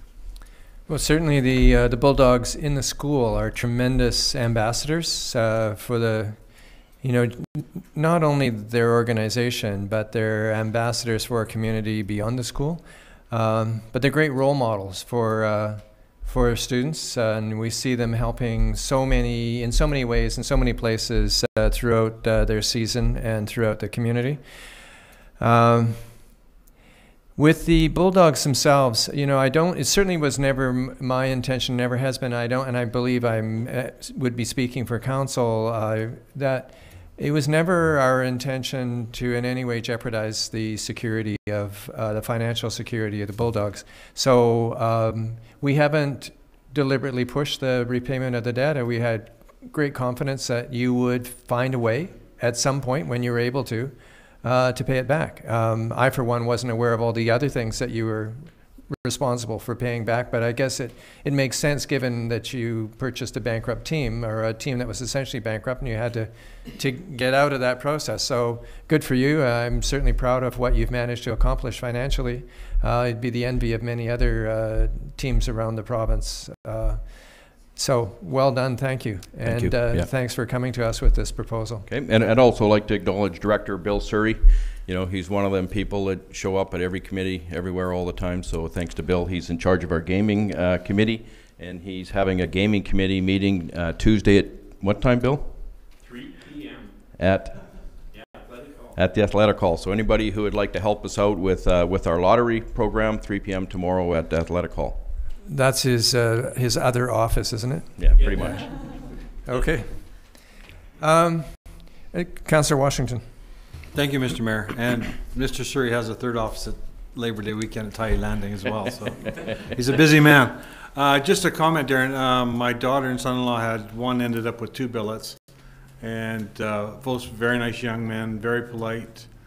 I think the only thing they got against them is, boy, can they eat. But good boys. You should be proud. Yeah, our billet program is essential to the system working, to our financial model working. Billets get $400 a month, which is nowhere near enough to feed a teenage hockey player. So they do it to give back very much, and we thank you for that. You know, just a little anecdote. I was helping to raise money for the at Christmas time with the Salvation Army kettle program, and the Bulldogs were there. And they were so enthusiastic, and they were singing Christmas carols, and they were talking to people. And, you know, like the women that came up and just gave all, like they were really attractive. It was just amazing. These young men, they were just, yeah, anyway, it was great. And they definitely raised a heck of a lot of money in a short period of time. One of the things to remember about them players, they're anywhere from 16 to 20 years old, and they're moving away from their homes, they're moving away from their schools, and they're coming into this essentially foreign community. And they embrace our community, and we embrace them as well. So it's really important. You know, I don't know what you were doing at 16 or 17 and 18, but you probably weren't moving away from your family and living on the road and living out of a equipment bag. You know. No. Okay.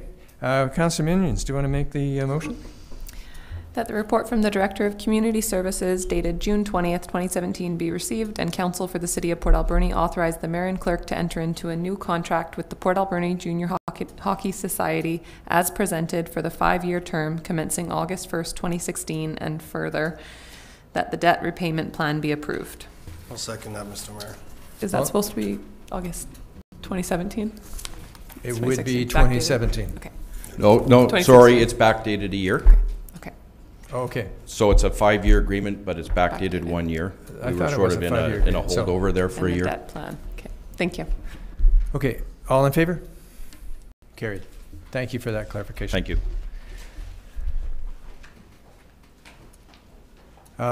Jake, can you let Councillor Paulson know to come in?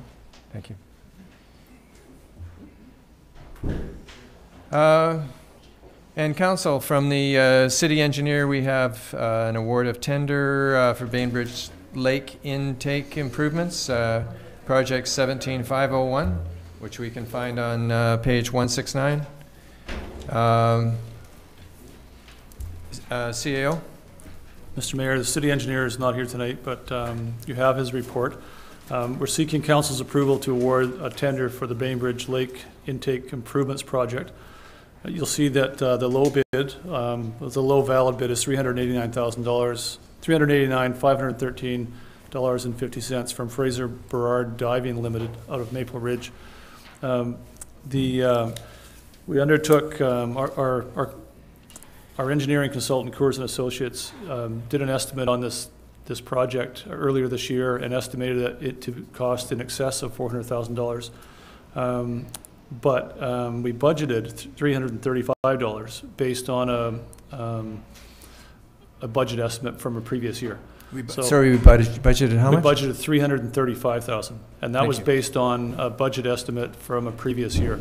So while this bid comes in below expected cost, lower than expected, is still in excess of what we anticipated budget-wise, because we had budgeted that, we had projected that number in a previous year prior to the current engineer coming to work for us. So he is recommending that we take the extra $54,513.50 from a project. We had council will recall that we had allocated $600,000 to a water main replacement project, and subsequently we made an application to Strategic Priorities Fund for that project. And while we wait to hear about that grant application, we pushed that project into 2018. So those $600,000 allocated to that project are available for reallocation. So we'd like to reallocate $54,000 of that money to this project to give us the funds needed. If council has any questions on the technical nature of this project, Brian Mosley, our superintendent of utilities, is here. He can tell you a lot better than I about the details of the project. That would be perfect, because I'm wondering if we can ask Brian some questions. Yeah. So originally that intake pipe at Bainbridge Lake, we had different turbidity readings, which was odd for nice days. So our crews went out in boats and did various testing and depths, and they didn't match up to what we were reading at the treatment plant. So we had a dive team come in, excuse me, and we found that the couplings on that intake pipe were failing. So there was debris getting into the intake pipe, which was giving us turbidity issues, which with our deferral on filtration was really important to deal with right away. So the initial plan we had drawn up, where that estimate came in from, there was a minor change from that, and that was to keep the secondary, or the old line, active. So the price increased a little bit from the initial budget, which is where the shortfall came from. And the reason for that is if we have to do anything on the new intake pipe, we have the backup pipe we could use as an emergency source if we need to do any maintenance on the new pipe. So it was a slight increase from the initial drawings to the budget where we are now.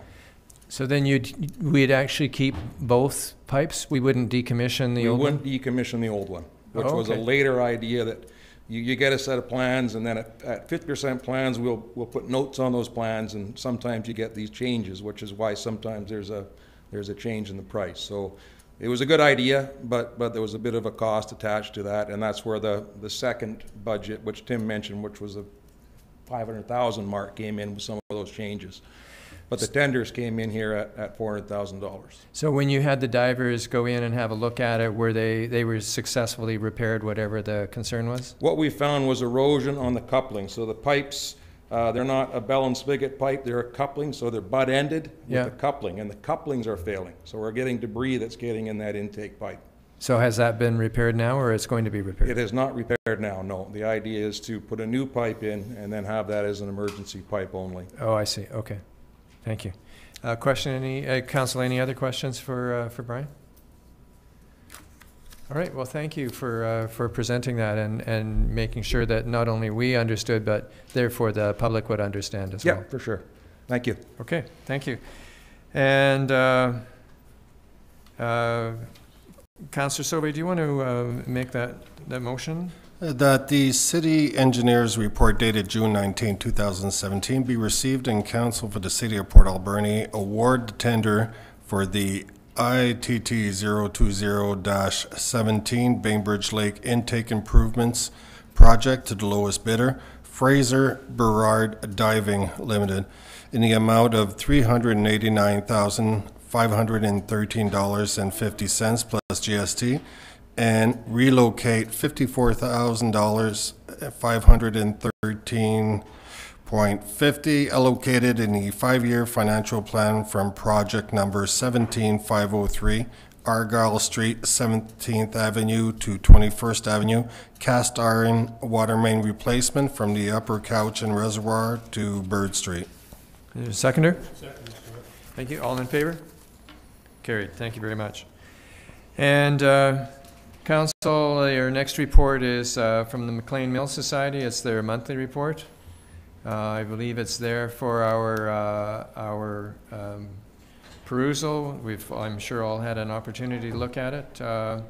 We have the report dated June 19th from the Executive Director, and I see she's not here this evening. We do have a member of the McLean's Mill Society, if you happen to have any questions. Councillor Sobey? Thank you, Mr. Mayor. Just one question.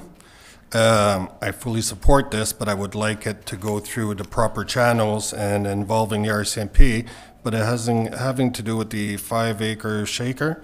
Usually we have these organizations come before council and making sure that staff ensures it goes through the police and ambulance.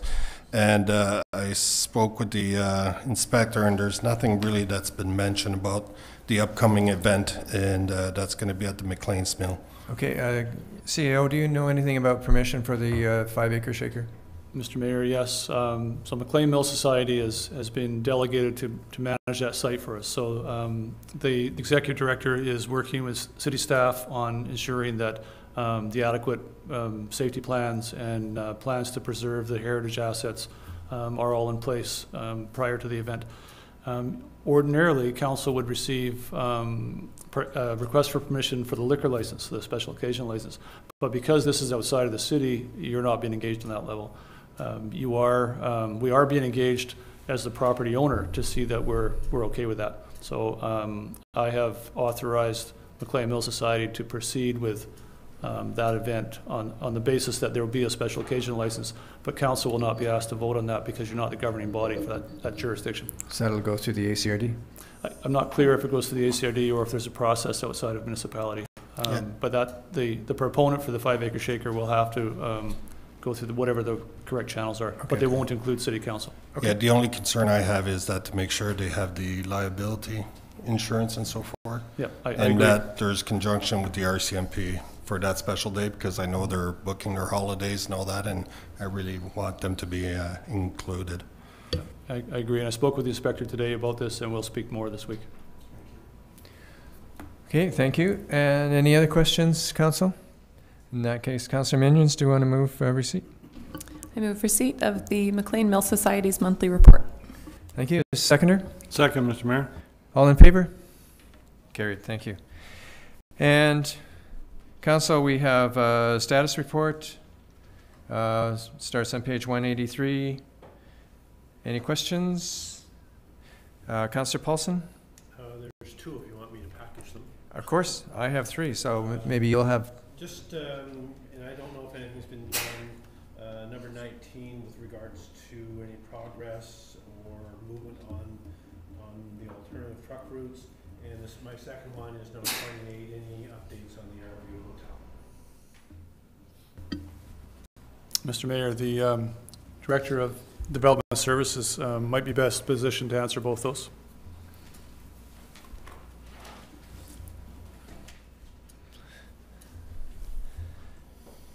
And then could we, since you're talking about the Aeroview, could we just package that also into those letters that went out about derelict buildings and what progress we've been making on that one too?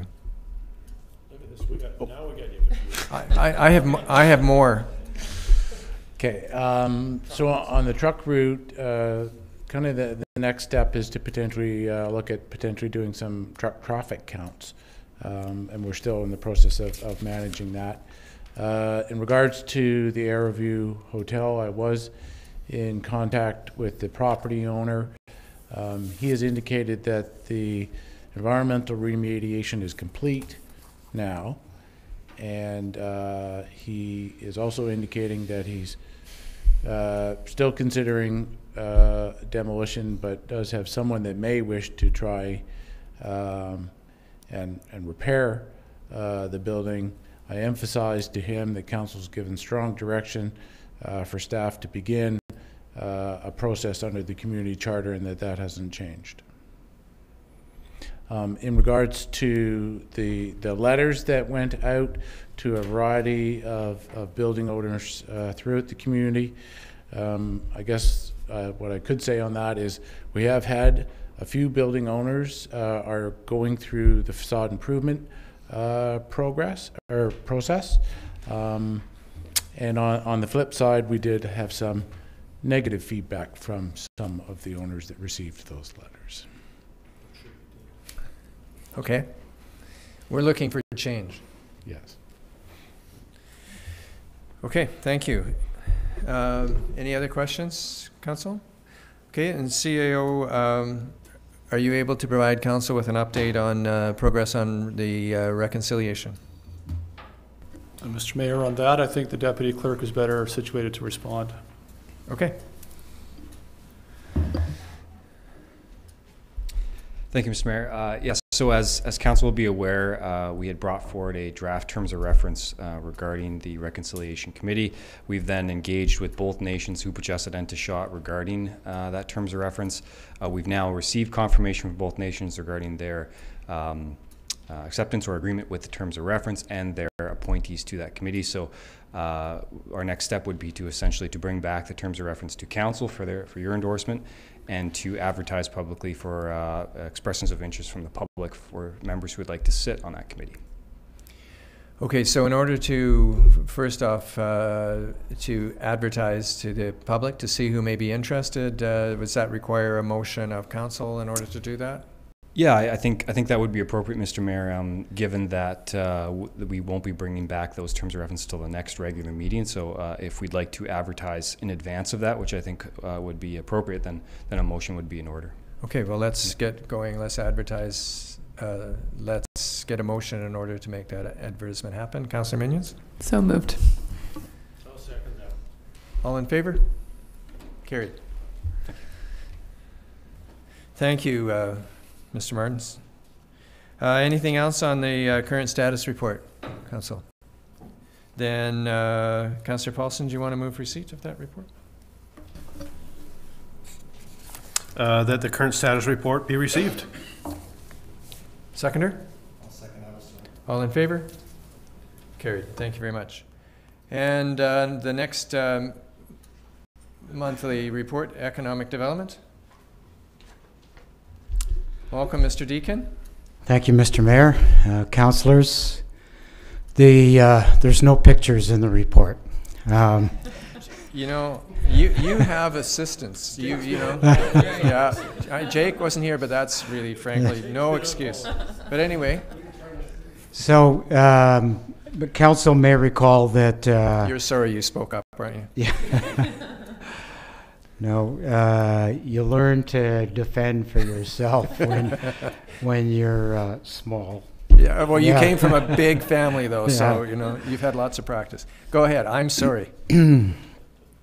Council will recall that a couple of meetings ago, I did adopt a new format for presenting information, and what I did was adopt intended outcomes by quarter.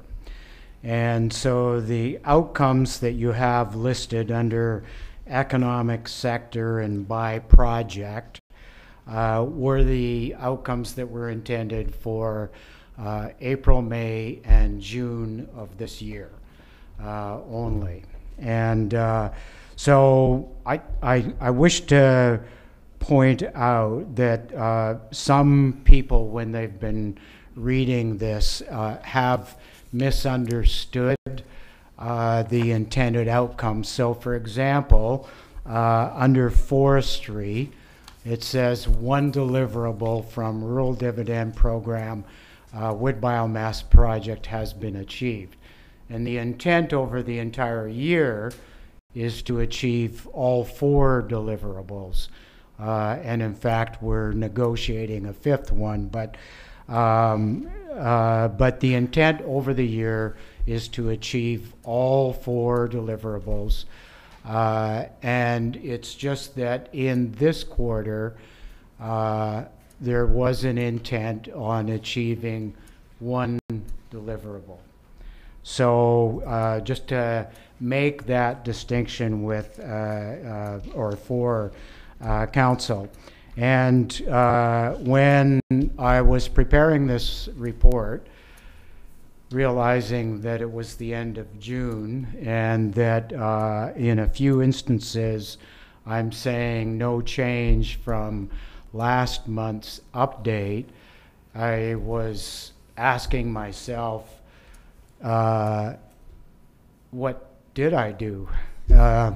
And where did we go with it? So I started another section of the report that lists out some of the activity that the Economic Development Office is undertaking and some measures of those. So that begins on page 2 of the report, and it shows that there are a number of other initiatives that are that we're fully engaged in, and there is a lot on the go.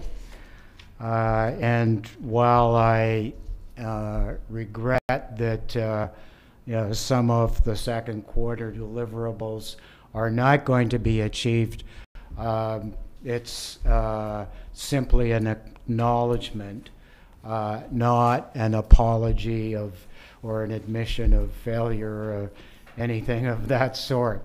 There is a lot on the go in the community.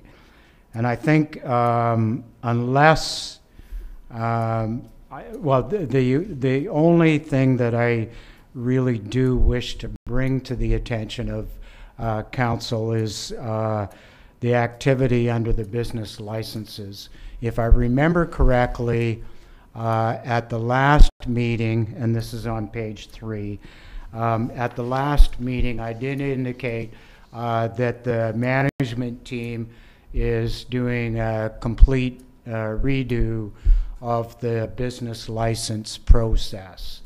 And it touches on 5 city departments, and we are making progress. The intent is to have a new process in place by September, or rather in September.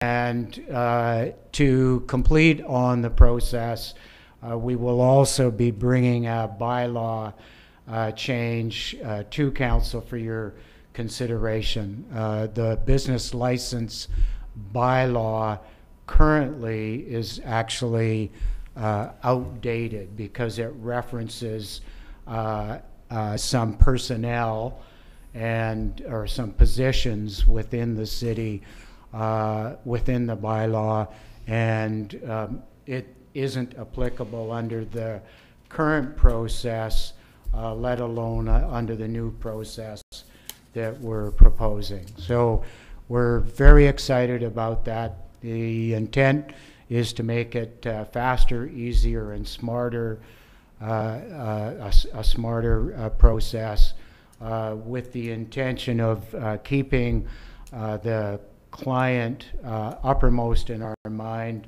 So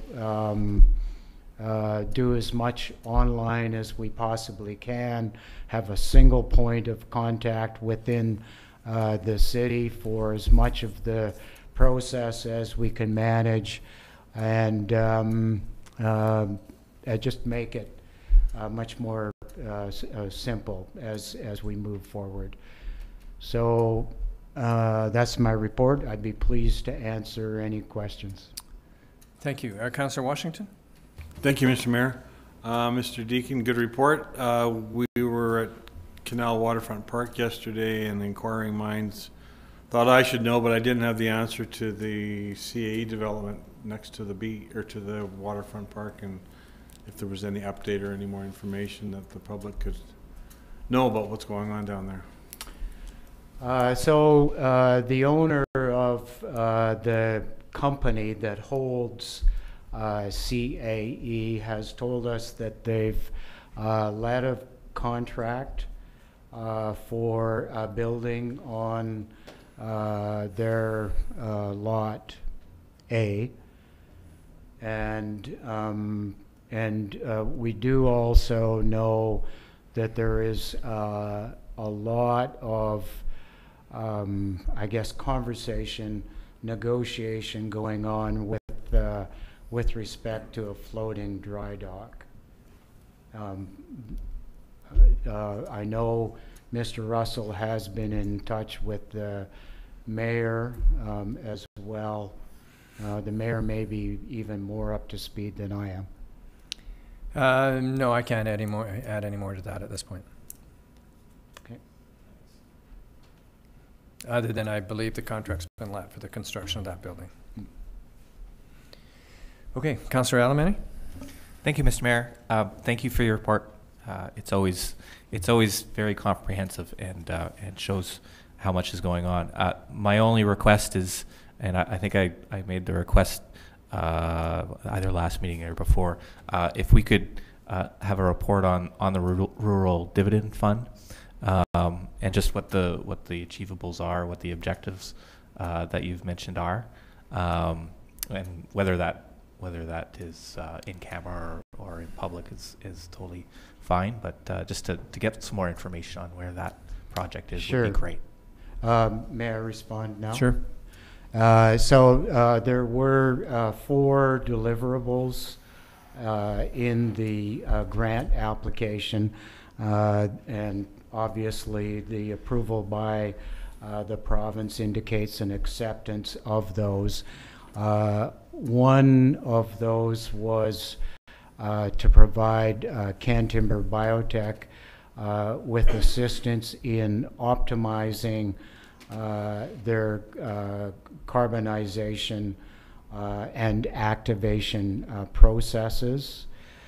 The second was to prepare, in particular, the marketing portions of a business plan for K-Tech, which is this cedar oil startup company that would like to go forward. And the third and fourth deliverables were efforts, trials for some processes that respectively Western Forest Products or Catalyst Paper might adopt to improve their chances of longevity or greater efficiency. The Cantimber has made a specific request about what they believe would be most valuable in optimizing their processes, and we've decided to await proof of their having achieved the other recommendations that were made in the Golder report. So if they bring forward evidence that they have concurred with and adopted or implemented rather the other recommendations in the report, then at that point I think myself and FBI, who is our partner in this process, would feel comfortable saying, yes, okay, we'll go ahead with your request to assist in optimizing. So that's where that one is at. The K-Tech deliverable is the one that's mentioned in the report as being in the process of being signed. FBI has prepared a business plan that will address the deliverable for that. With respect to Catalyst Paper, the initial recommendation was to adopt a new fiber or do an experiment with a new type of fiber. And the manager of business development for Catalyst is talking with his counterparts. There's a couple of mills, including one in British Columbia, that is already utilizing this new fiber, and he's talking to that individual before agreeing to go ahead with the trial. And with respect to Western Forest Products, the original deliverable was that a new process for utilizing hog fuel would be put in place. And the Western has been reluctant to go forward with that process, mostly because assuming the process worked, it would be really capital intensive to implement a system for utilizing it. So they are looking for a more feasible, a more realistic approach to their deliverable that would, I think, make them feel comfortable that if the outcome on the trial was good, they could then go forward with the capital improvement that would be required. So we will also be looking to that aspect of that capitalization with respect to those latter two deliverables. So the deliverables were identified in the original grant application, and that was subsequently delivered to Shot First Nation at their request. It has been, of course, shared with the companies that were part of the original application, and we're working our way through the process. But there's only one aspect of the deliverables that I would report on in camera if council desired, and that's because it pertains to one of the company's financial situations. But otherwise, you know, this verbal report is pretty much what I would put in a written report to council. Okay, thanks, Mr. Deacon. Thank you for that. That helps a lot. Sort of fills in a lot of gaps that were in there. So thank you. I guess just playing off of that. So the money that or the grant that's going towards Can Timber, what kind of dollar figure is that anticipated to be in the range of, and like you said, I believe that's only after they've implemented the recommendations from the Golder Report and gotten a green light that way. Right.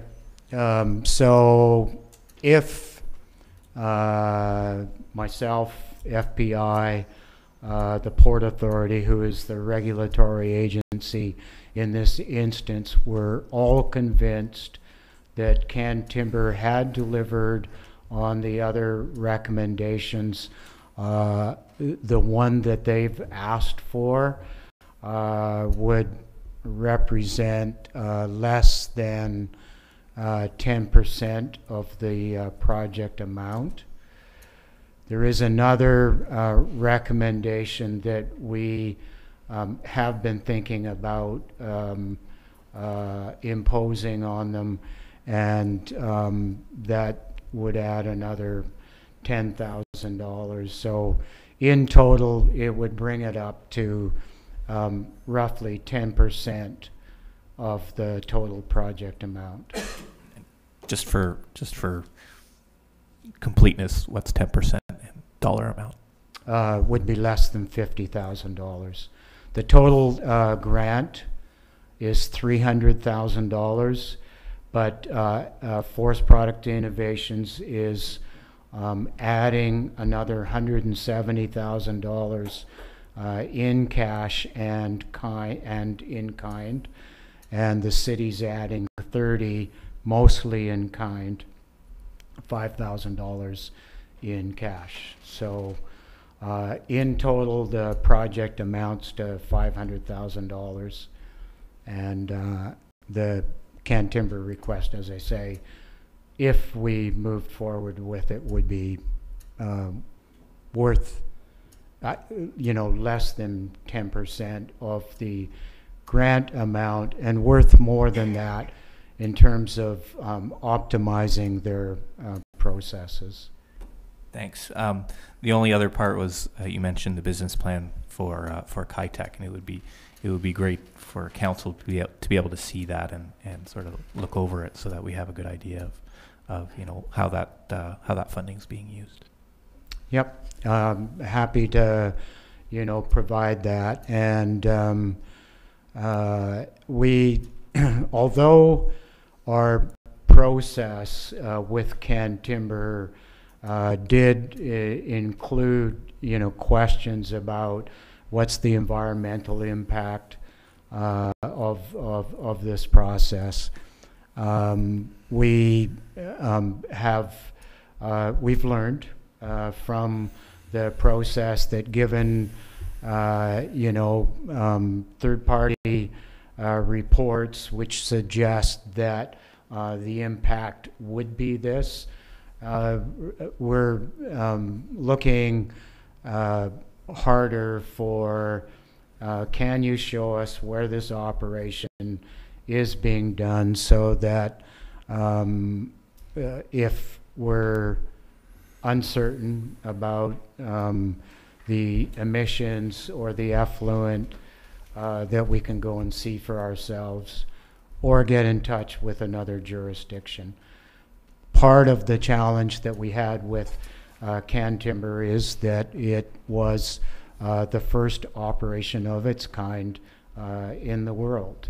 And activated charcoal, as you probably know, has an enormous number of benefits.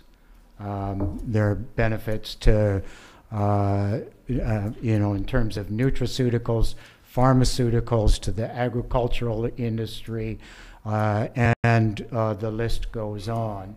And it would be great to be a part of a community that's delivering a leading edge product with a company that was delivering according to the community's wishes with respect to emissions and effluent. Okay, thank you, Mr. Deacon. Councillor Paulson, do you want to move receipt of that report?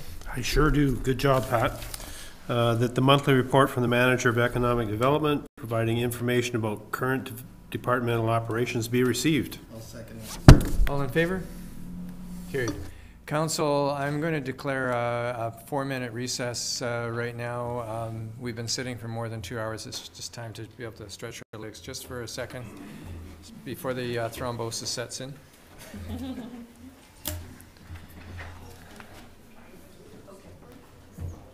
Sorry, just no.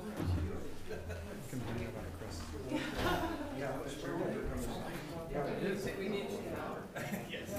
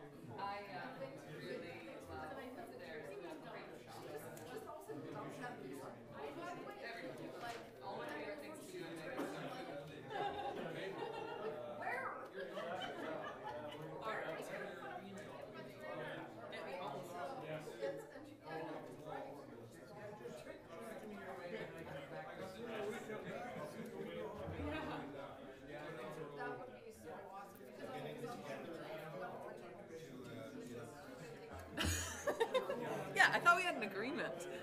This is all.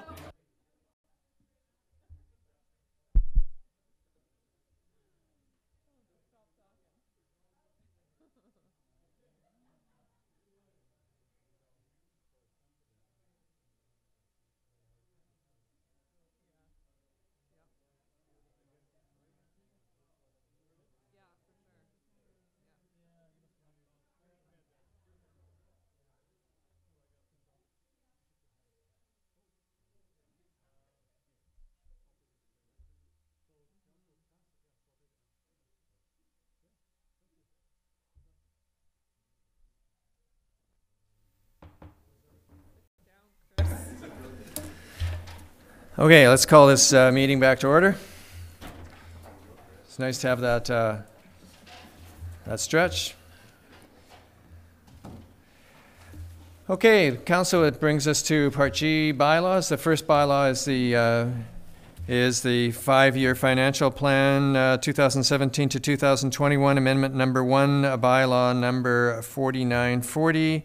Councillor Sauve, do you want to make that motion, please? Thank you, Mr. Mayor, that the 5-year financial plan, bylaw 2017 to 2021, amendment number 1, bylaw number 4940, be now finally adopted, signed by the mayor and clerk, sealed with the corporate seal and numbered 4940. Seconder? Second, Mr. Mayor. All those in favor? Carried. And goat vegetation management bylaw number 4941. Councillor Alberni, do you want to make that motion, please? That goat vegetation management bylaw number 4941 be now finally adopted, signed by the mayor and clerk, sealed with the corporate seal, and numbered 4941. I'll second that, Mr. Mayor. All those in favor? Carried. And from the Director of Finance, Water and Sewer Rate Proposal, and that's found on page 192. We have a report dated June 14th from the Director of Finance providing water and sewer rate amendment bylaws, rates which were approved in 2017 to 2021 5-year financial plan.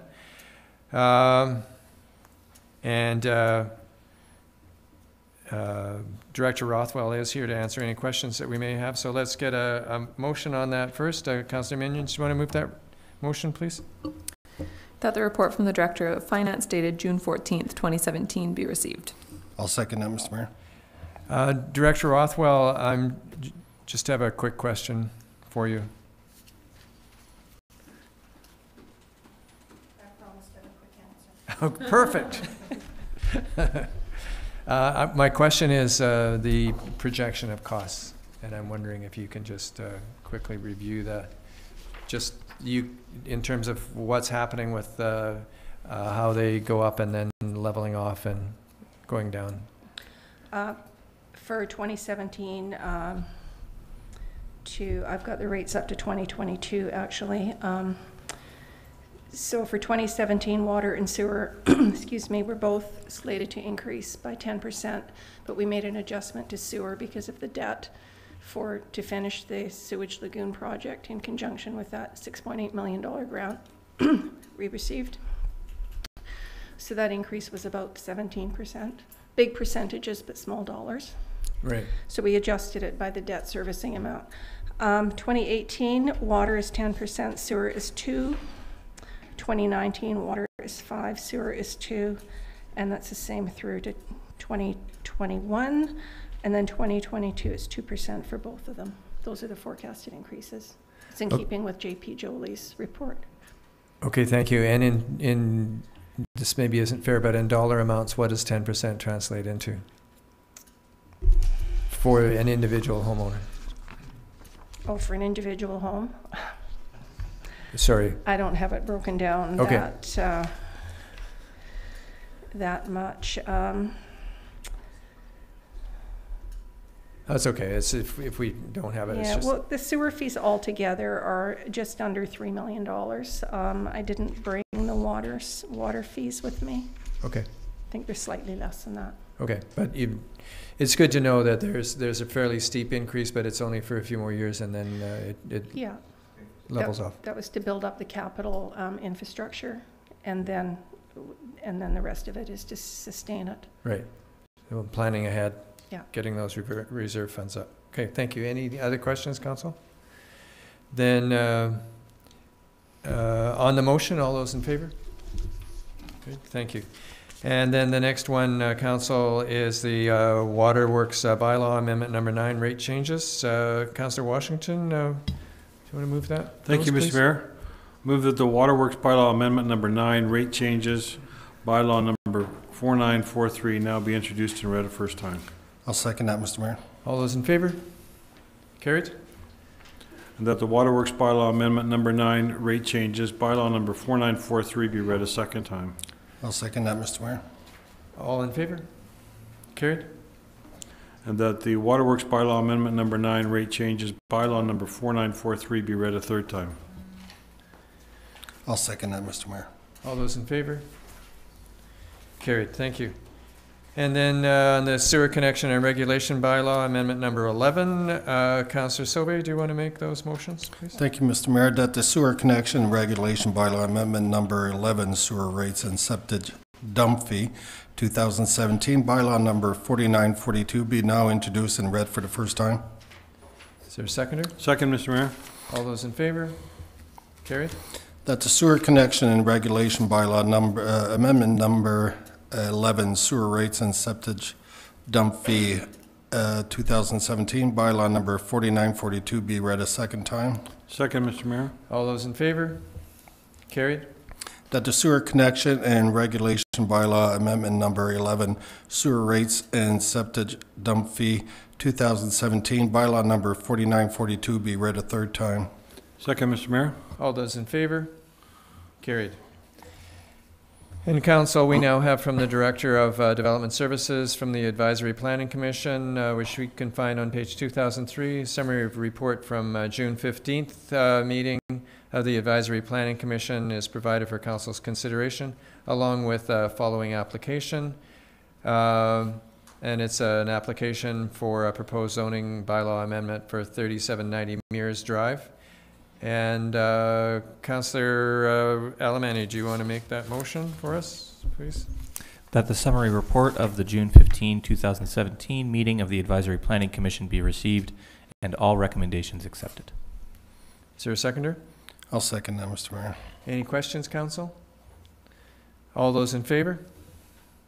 Carried. And Councillor Alberni, the bylaw? That zoning bylaw amendment number 24, 3790 Mears Drive, Blue, bylaw number 4944 be now introduced and read a first time. Seconder? I'll second that, Mr. Mayor. All those in favor? Carried. That zoning bylaw amendment number 24, 3790 Mears Drive, Blue, bylaw number 4944 be now introduced and read a second time. I'll second that, Mr. Mayor. All those in favor? Carried. And we have a public hearing for bylaw 4944. Councillor Alberni?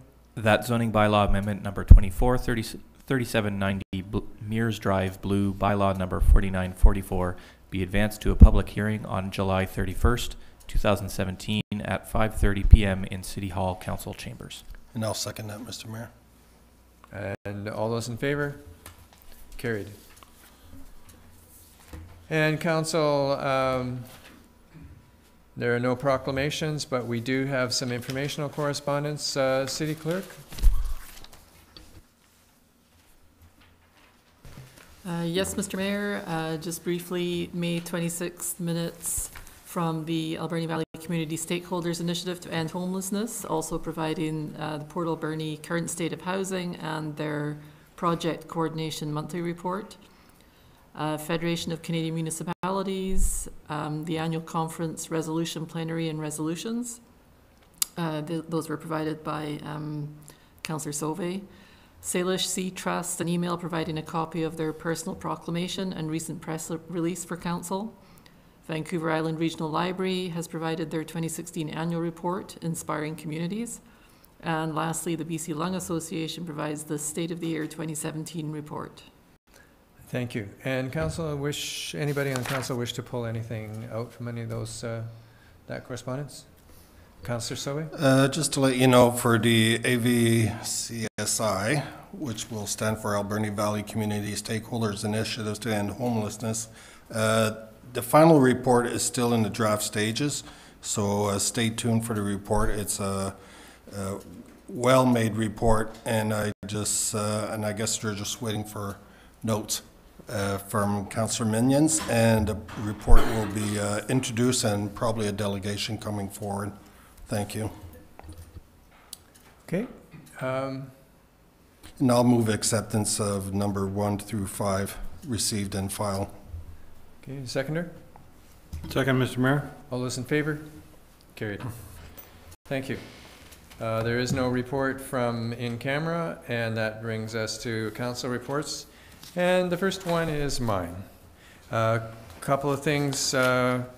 First off, council, I'd like to just make a comment on the council remuneration increase for 2017. At our June 26th regular meeting, wasn't June 26th, it was our last meeting, which was June 14th regular meeting, council authorized an increase of 1.87% to exempt employee salaries and council remuneration effective January 1st, 2017. I wish to inform the public that the increase to council's remuneration will total an additional $2,659.93 for 2017.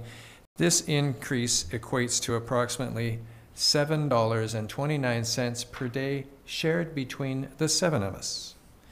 Council works hard to ensure that our municipal government works for its cities, and this includes approving projects, creating new policies and programs, and setting the overall direction of the municipality.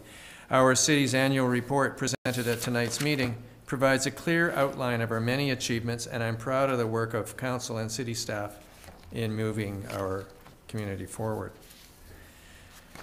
In terms of the specifics of what I've been up to in the last 2 weeks, just to give you a bit of a sample, was involved in interviews for both the RCMP Support Services Manager as well as the new Director of Parks, Recreation and Heritage.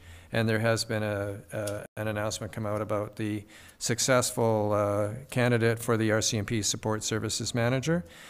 I attended on behalf of council the 25th anniversary for Echo Village, and then as well attended on behalf of council at the North Island College graduation ceremony.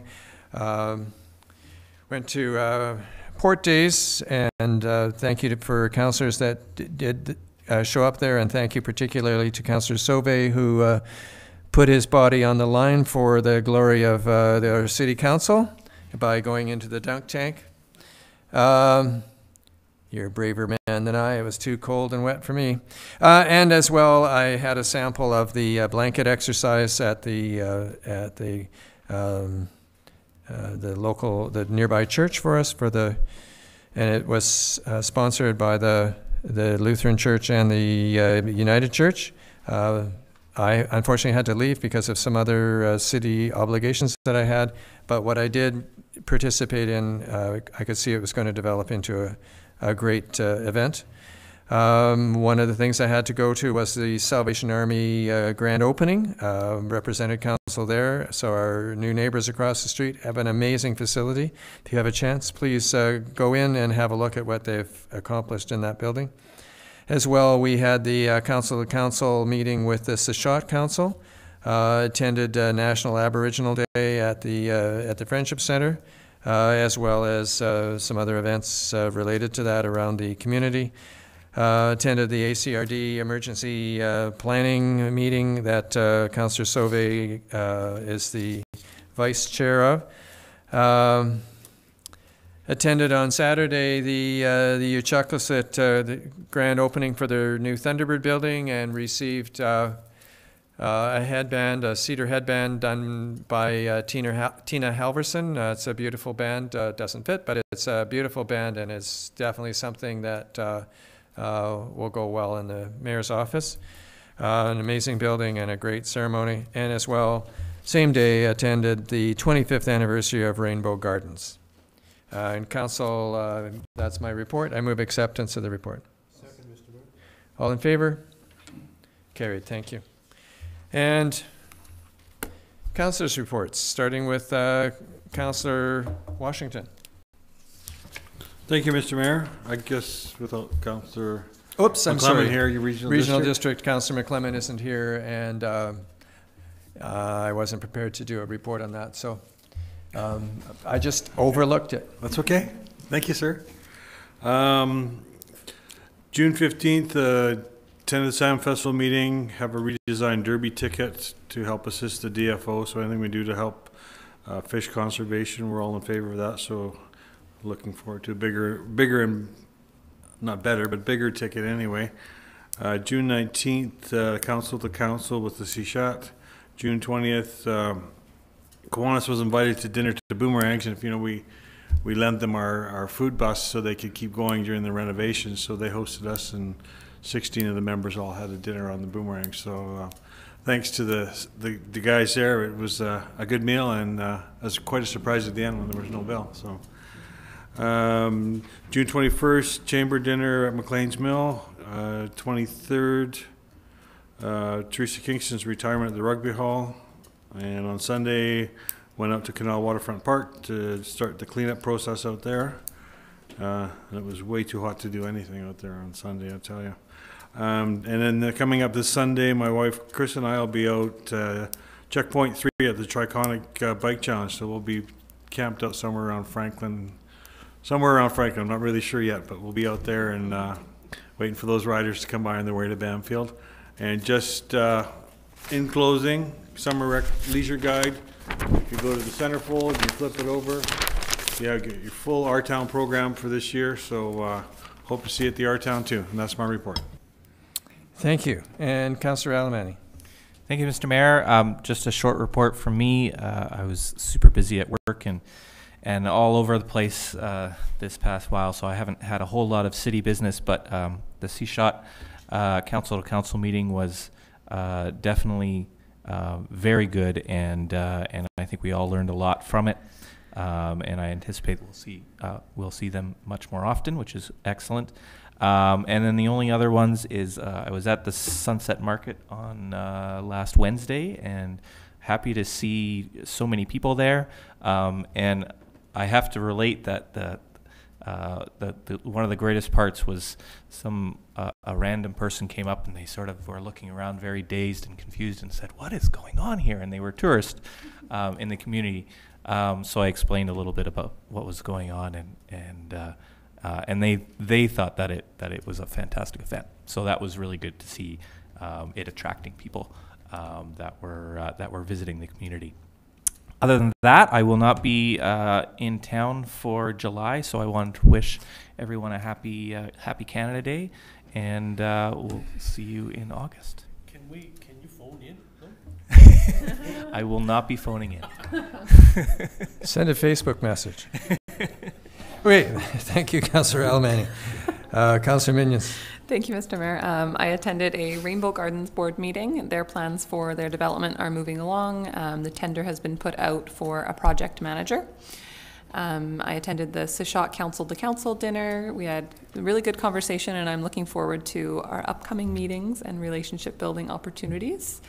I attended a second stage housing committee meeting, interviews for the director of Parks and Rec, interviews for the RCMP support services, although I think that might have been in our last, before our last meeting, but I'm going to say it because you said it.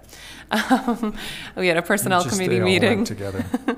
We had a personnel committee meeting for another topic, and I attended the Alberni Community and Women's Services AGM, where I was elected chair of their board. So I'm excited to help lead that organization that does a lot for a lot of people in our community, and that's my report.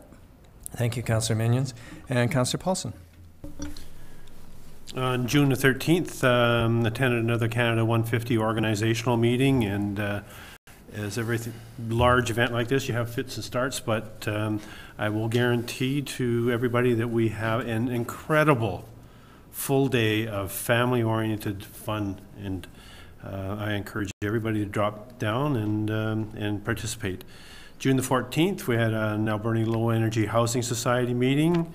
June the 16th, I met with the Port Authority to finalize the waterside portion of the Canada 150, including security on the water and those sorts of coverages.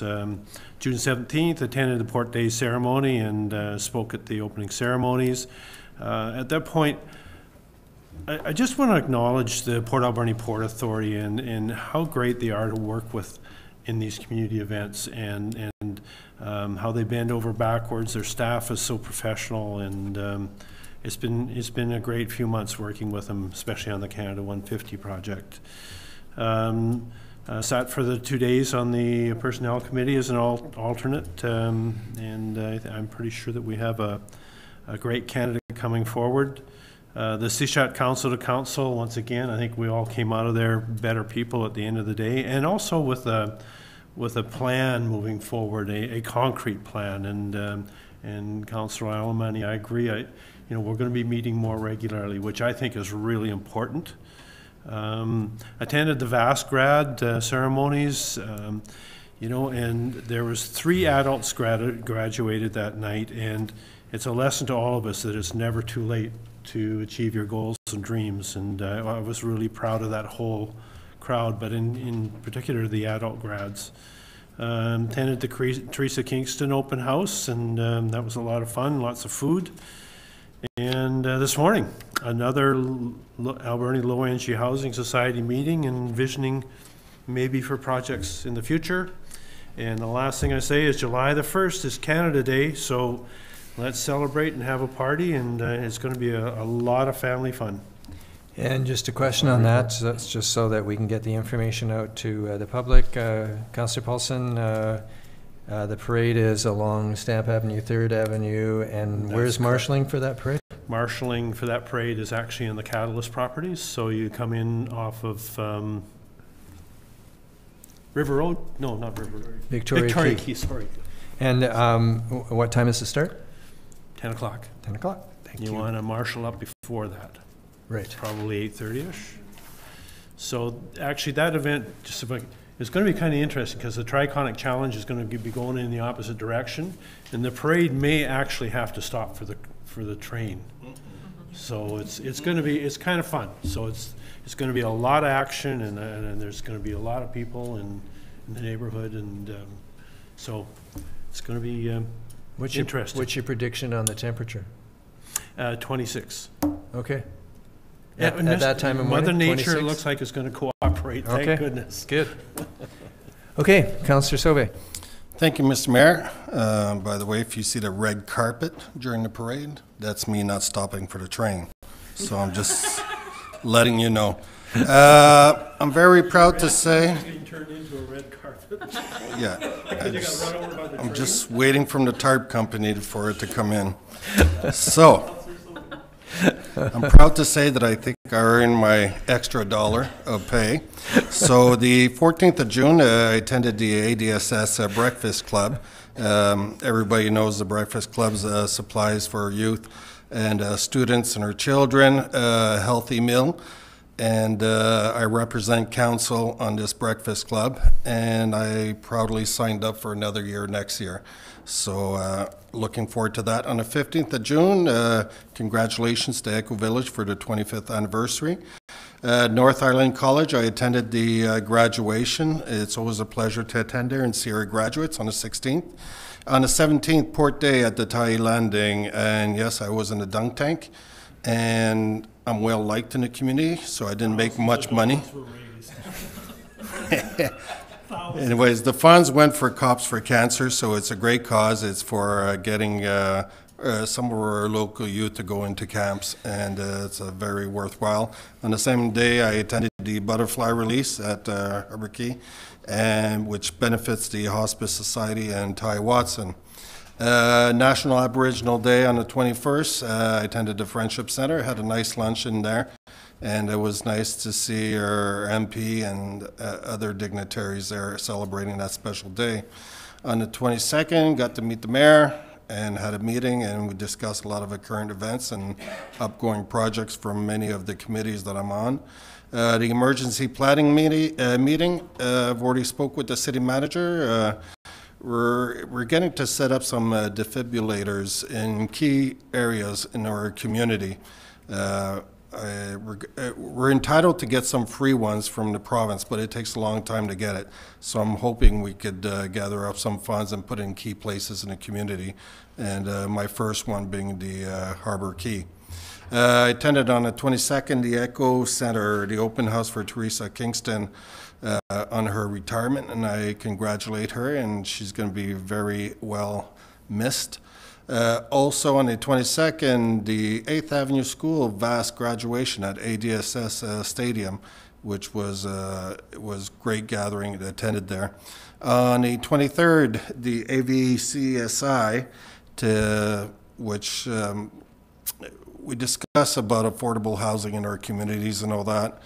And pretty much we're going to try and set up a project for senior housing, affordable senior housing. But we're looking very much forward for a presentation with the Low Energy Housing Committee. Hopefully they could send a representative to give more information and see what kind of any help or support we could render from that side. Lots more, but I'm just going to finish this report as is, and I would like to make a motion that accept all the councillors' report. Seconder? Second, Mr. Mayor. All in favor? Carried. Thank you. Council, under new business, we have a request for support to the Vancouver Island Economic Alliance VIA conference to be held in Nanaimo October 25th, 26th. So I'd like to make that motion that we authorize Councillor Alberni to attend the VIA conference to be held in Nanaimo on those two dates, which is a registration cost of $369 plus tax. Is there a seconder for that motion? I'll second that. Thank you. It's a great conference, and I've been a number of times. And if I'm glad you have the time to fit it in your schedule, Councillor Alberni. It's well worthwhile. Yeah, it's a very good conference, and it's in Nanaimo, so it's easy for me to get down there. So, okay, thank you. On the motion, all those in favor? Carried. Anything else under new business? Then this is question period. It's an opportunity for public and press to ask questions for Mayor and Council. Mr. Anderson.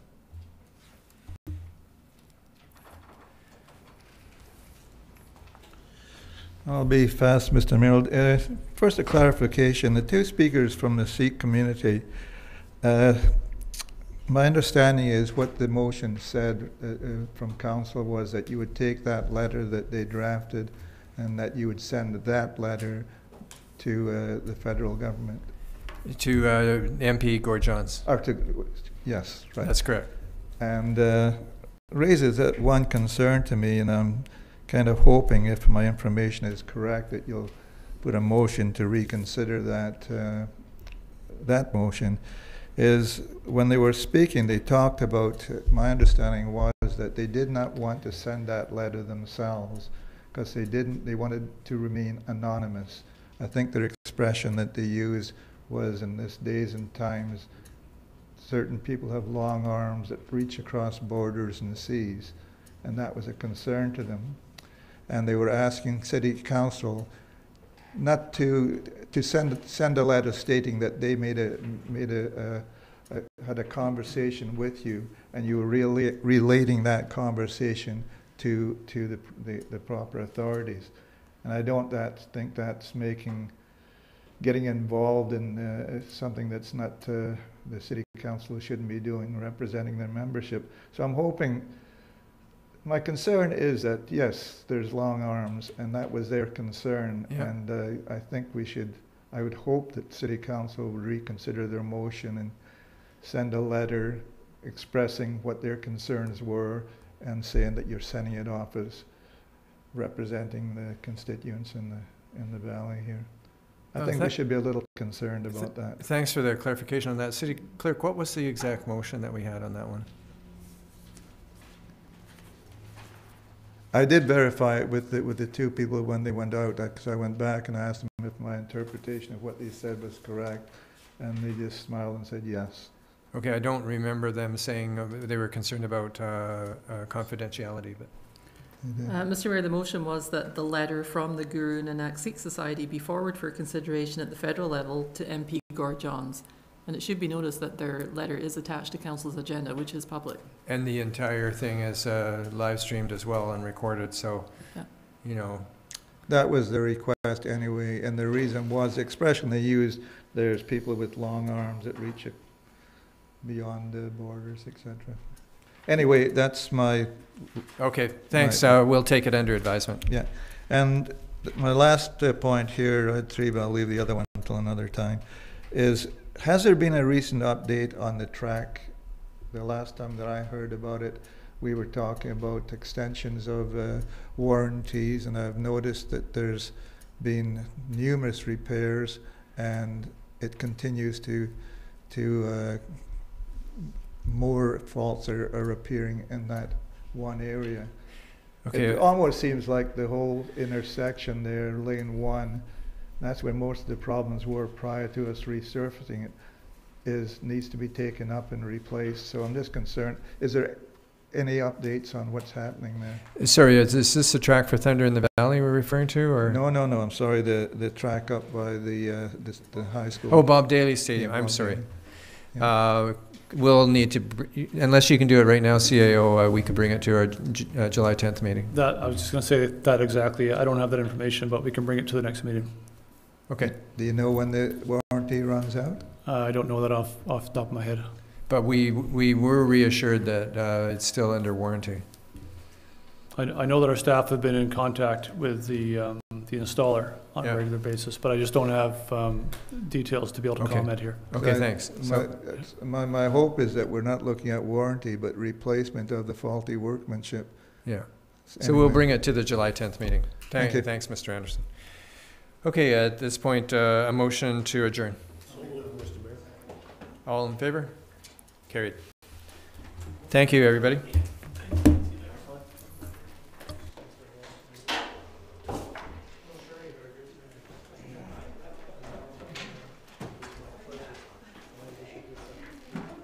Very impressed.